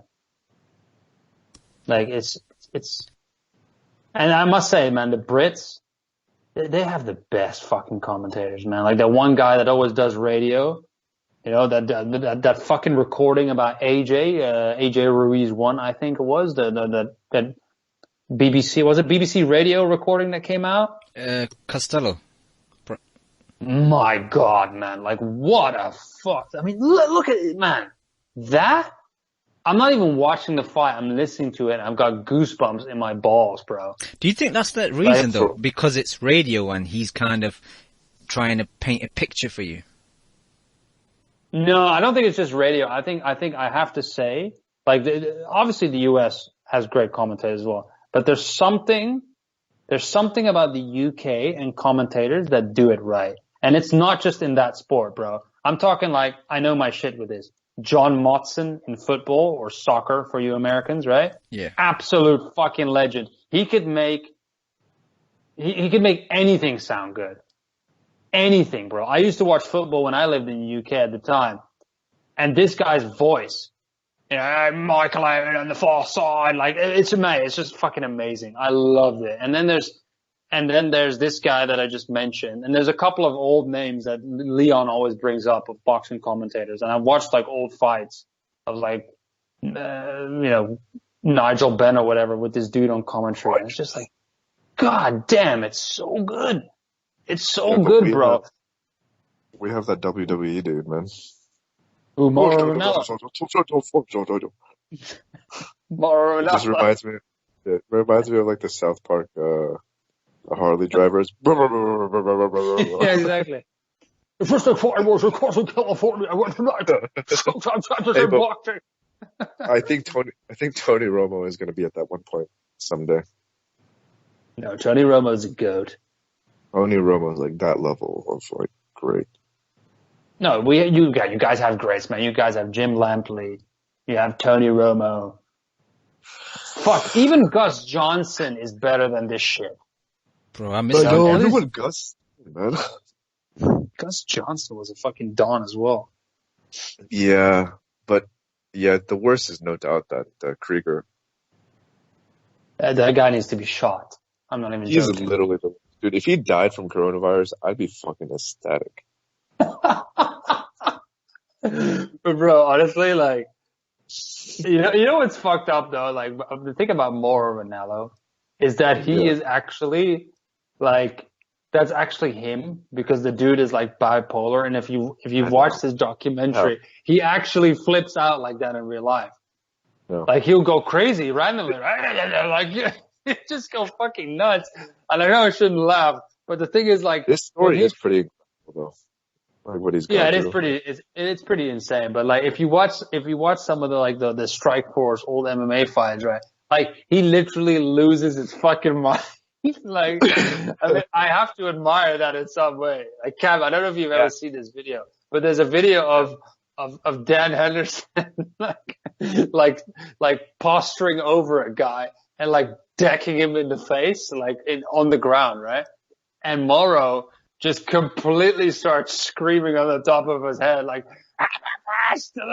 like he just goes completely nuts. I think I've seen that on the play. But my counter to that is, like, if that's naturally who you are, you shouldn't be commentating fights. You should be at the fucking hospital. Yeah. Right? Do that of your own place. Where the fuck is? Go to a mental hospital. Go commentate fights live. The thing is, my problem with Morrow is I like the flipping out. What I don't like is those fucking metaphors and analogies that he comes up with. They're just so over the top. Like, I remember one time he was saying like, Daniel Cormier treating him like, Christina Aguilera treated the national anthem last week. And I'm like, dude, really? Like, I know you wrote that down before you came here and it's fucking cringy as hell, dude. But yeah again, it can always get worse. Mark Friegel. Wow. Dude, that guy is so bad. But it makes me have very dark visions of them. Yeah, but I think Gabe Montero has like a face that I want to slap more than Kriegel though. Gabe Montoya. No, Montero, whatever Montero's name. Michael Montero? Yeah. Yeah, that guy is deserving of the F word as well. Bro, I think you sent me that picture of him and some Asian girl in a bikini. Yeah, that's his girlfriend. When I saw that picture, I just got livid. I'm so disappointed in that Asian girl. Like, dude, she should, like, every single Asian person should just shun her from our community, man. She should, like, if my sister outcast. got married to somebody like that, I would just stop talking to her. It's unacceptable. Chemo. Chemo. Say it, Cam. Oh, chemo. Fuck me. Why is your voice like that, Cam? Yeah. It makes my skin crawl. I should do it more often then. Anyway, what were we talking about? Yeah, commentary. The UK has great commentary, man. They just have a knack for it. They really, really do. I have to give you guys props for that, man. Wow. Except for that guy from World Series of Boxing. The tall black dude. What's his name? Ronald McIntosh. With the buck teeth. Like, that dude is like... Ronald McIntosh with the piston-like jab. Penetrating jab. I mean, for fuck's sake, dude. What about Spencer? But he's not a commentator. He's a pundit. What about the other guy who does the face-to-face? Johnny Nelson, the instigator. Nelson. Yeah. Is he not a commentator either? He doesn't do commentary, no. He just instigates shit. Whenever he's... Huh? Like Ariel Helwani. Yeah, but Ariel has got more talent in that than he did. Yeah. What do you want to say, Cam? How do you think Mac the Knife has progressed over the years as a commentator? Because Sky use him quite often now. You know, I liked him in the beginning because of his voice, because he's got a good voice, but he's terrible. What he says is terrible. It's fucking garbage. You can't commentate. He's repetitive as well. He just says the same thing over and over again. Yeah, exactly. He'll be like, there'll be a fight where he won't understand why a guy is like not coming forward and should be boxing, and he'll repeat that for fucking 12 rounds. I don't know why he's doing that. He should be boxing. I don't know why he's doing that. He should be boxing. He actually really said that. What his corner's telling him. He actually said that in the Yafai fight. Like, he kept saying it until Yafai got knocked out. Yeah, exactly. It's just like, bro, come on, man. You gotta... Man, say what you want. Adam Smith in his prime is actually a good commentator. The thing about Adam Smith in his prime, he sounds so different.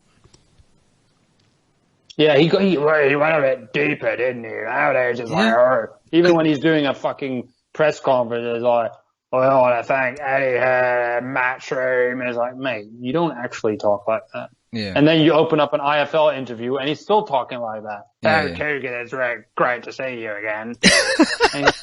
It's true though. That's become his default voice. Like, it is default voice. But like, I think he did the UK commentary for Corellas Castillo, and like, if you listen to it, it doesn't sound like him at all. Man, he is like that all the time. Like, he'll be in fucking Saudi Arabia and it's like, well, Adam, what you think about all the, the build up here? There he is, just looking great here, isn't he, Keegan? What a stadium they built up in about 2 months' time. It's just incredible, isn't it? And it's like, Jesus. I don't, what's happening? Lim, I hear some Vietnamese girl in the background, man. What's going on? Huh? Here, one second. I hear some.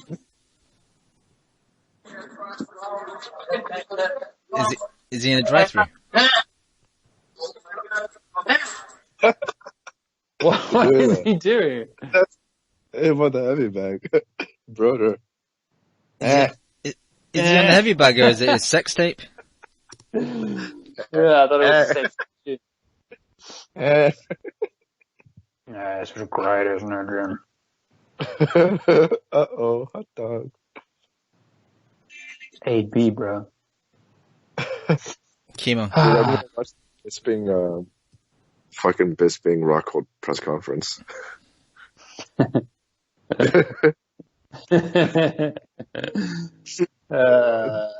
Hey, dummy. Cam, I feel like you were going to ask me another impression. What do you want? No, I was going to ask you in 3 years' time, if AB's broke on the streets, man, would you feel bad for him, or just say, yeah, it's your own fault? I don't know why, but I still kind of like the guy, even though he gave us a lot of shit fights. I do find how like ridiculous he is. I still find it funny in a way. I just feel sorry for him. I don't feel sorry for him at all. The dude is a fucking millionaire and pissing away everything. I don't feel sorry for that. I feel sorry for his, what's the name of his boo again? Miss Louis Bags. The fact that you do that as well. Yeah, I feel sorry for Miss Louis Bags. What kind of name is that? What person calls themselves Miss Louis Bags? A very shallow person. There's something really wrong with the world.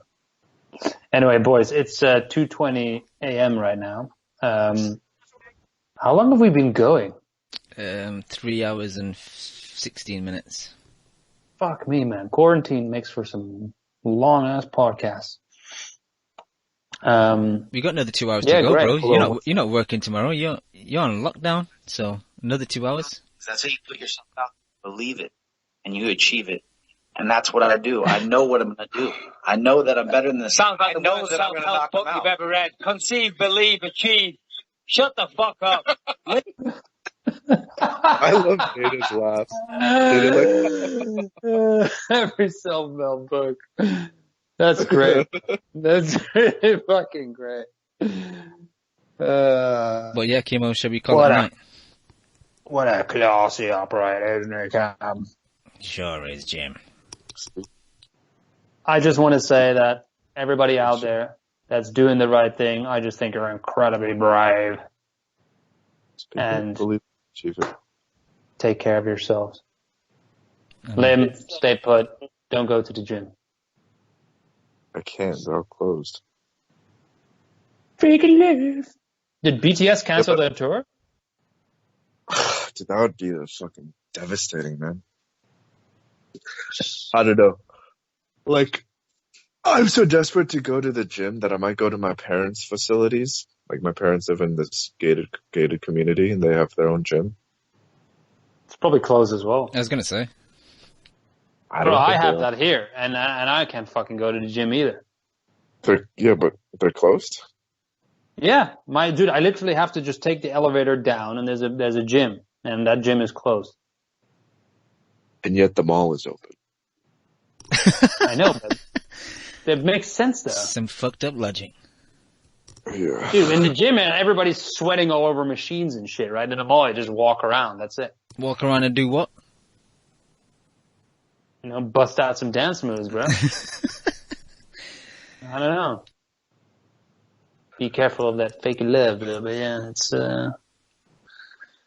I don't know, man. It doesn't make any sense. Pretty soon, everything will be locked down, and I'll just be at home thinking about Uh-huh. Vietnam or something. I don't know. Do you still own any game consoles?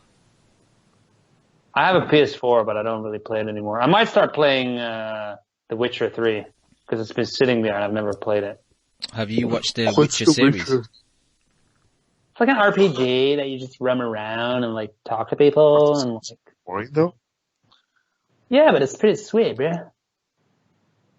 Dude, the best games that you can, if you really want to fucking go balls deep, and you either play Dark Souls series or Bloodborne. And there's a new video game out from those producers as well. These are like Japanese like slasher games. What's the one that just came out for Sony? The Japanese dude who was involved in Metal Gear Solid. Yeah, Hideo Kojima. He just produced a new game, but it's not good. The reviews are bad. Are you serious? Damn. Yeah. It's not good. It's not Metal Gear Solid quality. It's not good. That sucks, bro. Yeah, the reviews aren't very good. It's almost like a movie because the guy's a massive movie buff, you know? Like he always makes videos. That's what I fucking hate. Like these games that are so fucking realistic. Like I heard Red Dead Redemption. I like that kind of trait where it's so fucking like literal in terms of time. Like you have to like tend to your fucking like farm, your fucking, you know, your boars for absurd amounts of time. You have to tend to your farm and your uncastrated boars. Yeah, something like that. Yeah. Fucking shows out there too, man. But, like, I don't want to start a show and have it like just shit. Shows. Did you watch 1917, by the way? I watched it, bro. I loved it. Is it as good as people say it is? Yeah, like the cinematography is amazing, bro. I'm gonna watch it tomorrow. Watch it. I've been waiting to watch that. And I love war. Is the cinema not on lockdown? It is in lockdown. Oh, so you're gonna watch it via another method? I'm gonna do it somewhere else. I'm gonna put my raincoat on and start roaming the streets for it. For a handshake. Yeah, unlike you, Cam, Keem was a little bit more comfortable sharing his personal life. I'm not afraid to say that I do a little bit dark stuff from time to time, Cam. You know? You don't. That being one of them. You're not afraid to go on the dark web. I do roam the dark web from time to time. Yeah. I've got a series for you though. Me and my wife have been watching something on Netflix called You, Y-O-U. It's excellent, man. It's so well written. I'm watching Castlevania right now. It's fucking sick, bro. What the fuck is Castlevania? So you're too young for that. So Castlevania used to be a very popular video game when I was a kid, which is about basically fucking vampires and a sweet dude. And it's like an anime, and it's got like 3 seasons on Netflix, and it's in English, and it's like really, really fucking cool. But yeah, man, the fucking character in You, I'm reading the synopsis of the show. Sounds exactly like Naota. Is it a pervert who basically doesn't want to show his face? Let me just read it real quick. What would you do for love? For a brilliant male bookstore manager who crosses paths with an aspiring female writer, this question is put to the test.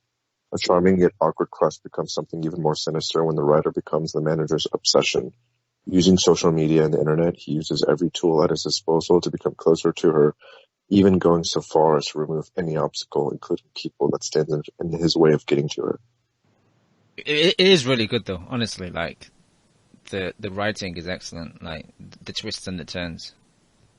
I haven't gotten into a good show in ages, man. Like, I really need something that sucks me in, you know? I'm the same. I'm not a series person, but I'm more a movie person. We just, a few people had recommended it to us, so we thought we'd just give it a go, and we really enjoyed it. Like, I'm not one of those people that watches like 3 episodes, 4 episodes of a program back to back, but we've done it with this because we just get engrossed with the story and we want to see what happened next. You know what I watched actually this week? I refused to pay for it in cinema when it came out. So I went again into the streets with my raincoat and found it. Star Wars, the last one. Another fucking garbage trash ass movie, man. I didn't mind it, to be honest. Well, what did you say? I didn't mind it. Cam, please. Please. Are you a Star Wars fan, or are you just like a casual? I'll be honest. I'm like a Star Wars casual. I've never seen the hype, to be honest. Yeah, no, it makes absolutely no sense. It's slightly better than the previous one, and the previous one made me want to cry. Yeah, the previous one was shit.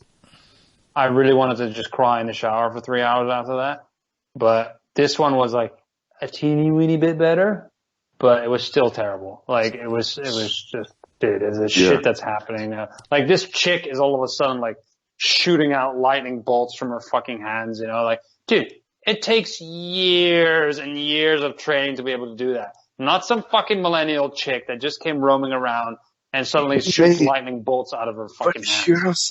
Hear how ridiculous you sound, man. Like, I get the movie's not good, but who gives a fuck? This movie is based in that kind of fantasy land, man. No, it's not true. Dude, the fact that, okay, let's say it does take a couple of years to throw lightning bolts out of your fucking fingers. That premise to begin with is fucking absurd. It doesn't matter. It's a movie and it has a storyline and has a foundation. It's a story. It doesn't matter if it's realistic or not. I'm just saying, like, dude, it's like a boxing movie, right? Like, if you watch normally boxing, right? Normally when somebody lands a big fucking right hand, usually somebody is rocked. But in boxing movies, everybody lands like 1,000 of those right hands. You know what I mean? Like, you watch a Stallone like it takes the whole fucking novelty away. Like, it doesn't work. And it's the same here. Like, you have something that's considered to be like the final epic, moment is when somebody has the power to do that. And when you suddenly can do that, when you just fucking spend 5 minutes with your Jedi powers, it takes away the entire impact of it. It's just bad storytelling. It's nothing to do with whether it's a sci-fi movie or a fantasy movie or whatever. It's just really terrible storytelling. Kimo, the real problem is when the rights got sold to Disney, because they were going to milk that motherfucker for everything. Dude, the whole shit just doesn't make sense. Why are they riding horses on top of a fucking spaceship? They're charging like it's Lord of the Rings, and they're like, what is going on, bro? I never knew you were a hardcore Star Wars fan. I am a fucking diehard StarArs fan. I love that shit, man. I watched that shit when I was a fucking kid. Like, I love it. At least they had a same-sex couple in it, though. I know, and this whole woke shit, it's oh god, it makes me want to vomit. Fuck me. I think you're a bigot, dude. I'm getting really emotional about this because it really hurt me, man. The last movie really deeply hurt me. Like, you just can't, bro. You're taking something which is so precious, and you're just like, so many virgins love this shit, man. You don't understand how much this movie means to all these virgins around the world, and they just fucking incels. They're called incels, dude. They just fucking raped it, bro. Yeah, Cam, do you know what an incel is? Nope. Yeah, okay. Man, it's just it's just a bad movie. That's all it is. It is fucking terrible. Have there been any good movies you've seen lately? Have I seen any good movies? I don't really watch that many movies, dude. No, hang on, let me check. What did I watch? I really get blown away these days because all I hear from people is fucking like Marvel and Avengers and all this garbage. Can't deal with that shit anymore. Yeah, like you're a Marvel fanboy.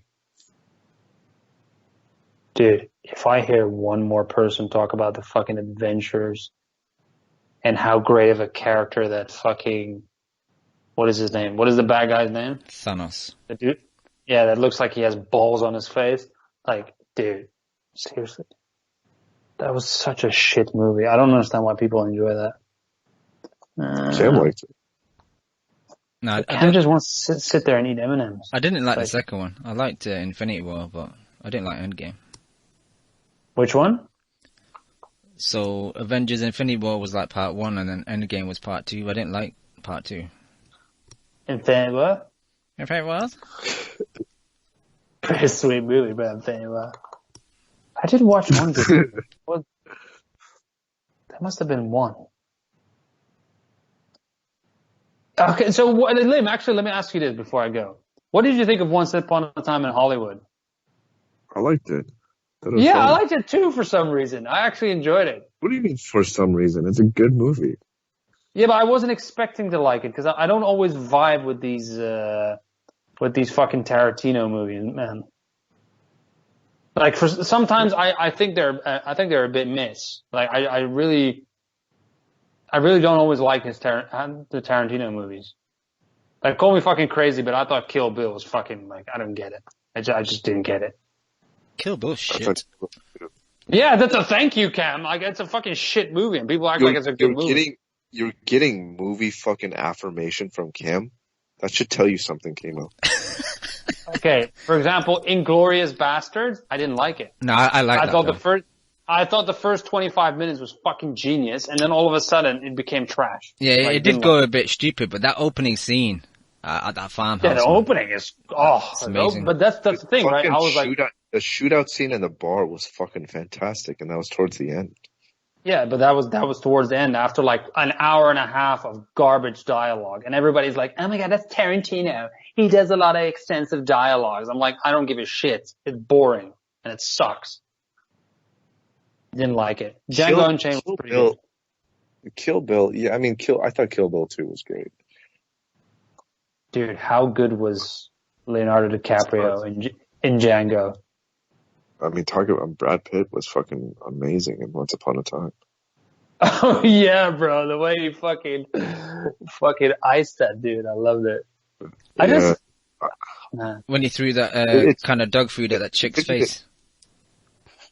It took me a while to appreciate the Sharon Tate character, but I think I wanted too much out of her character when the whole purpose of her character was just to kind of like show the kind of just the everyday, what it would be like for the everyday of just an actress who's, you know, just starting in that world, and trying to contrast her to DiCaprio's character, and like to see her freshness and compare that with kind of DiCaprio's position in Hollywood.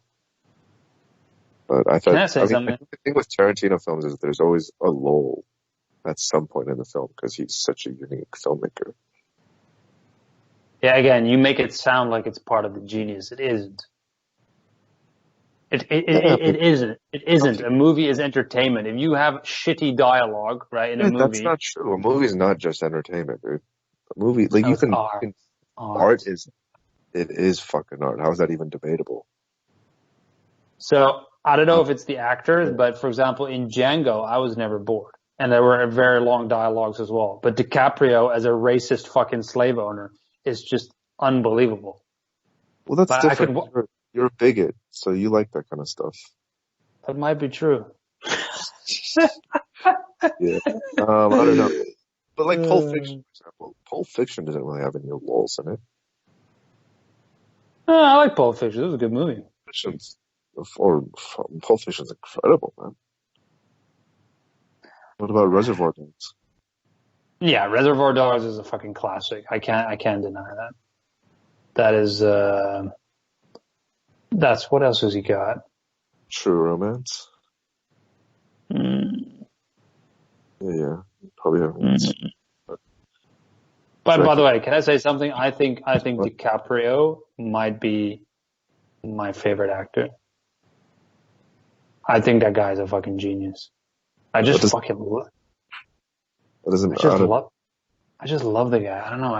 He's when I was young, like he was a total fucking nobody with his Titanic shit and a pretty boy and all of that.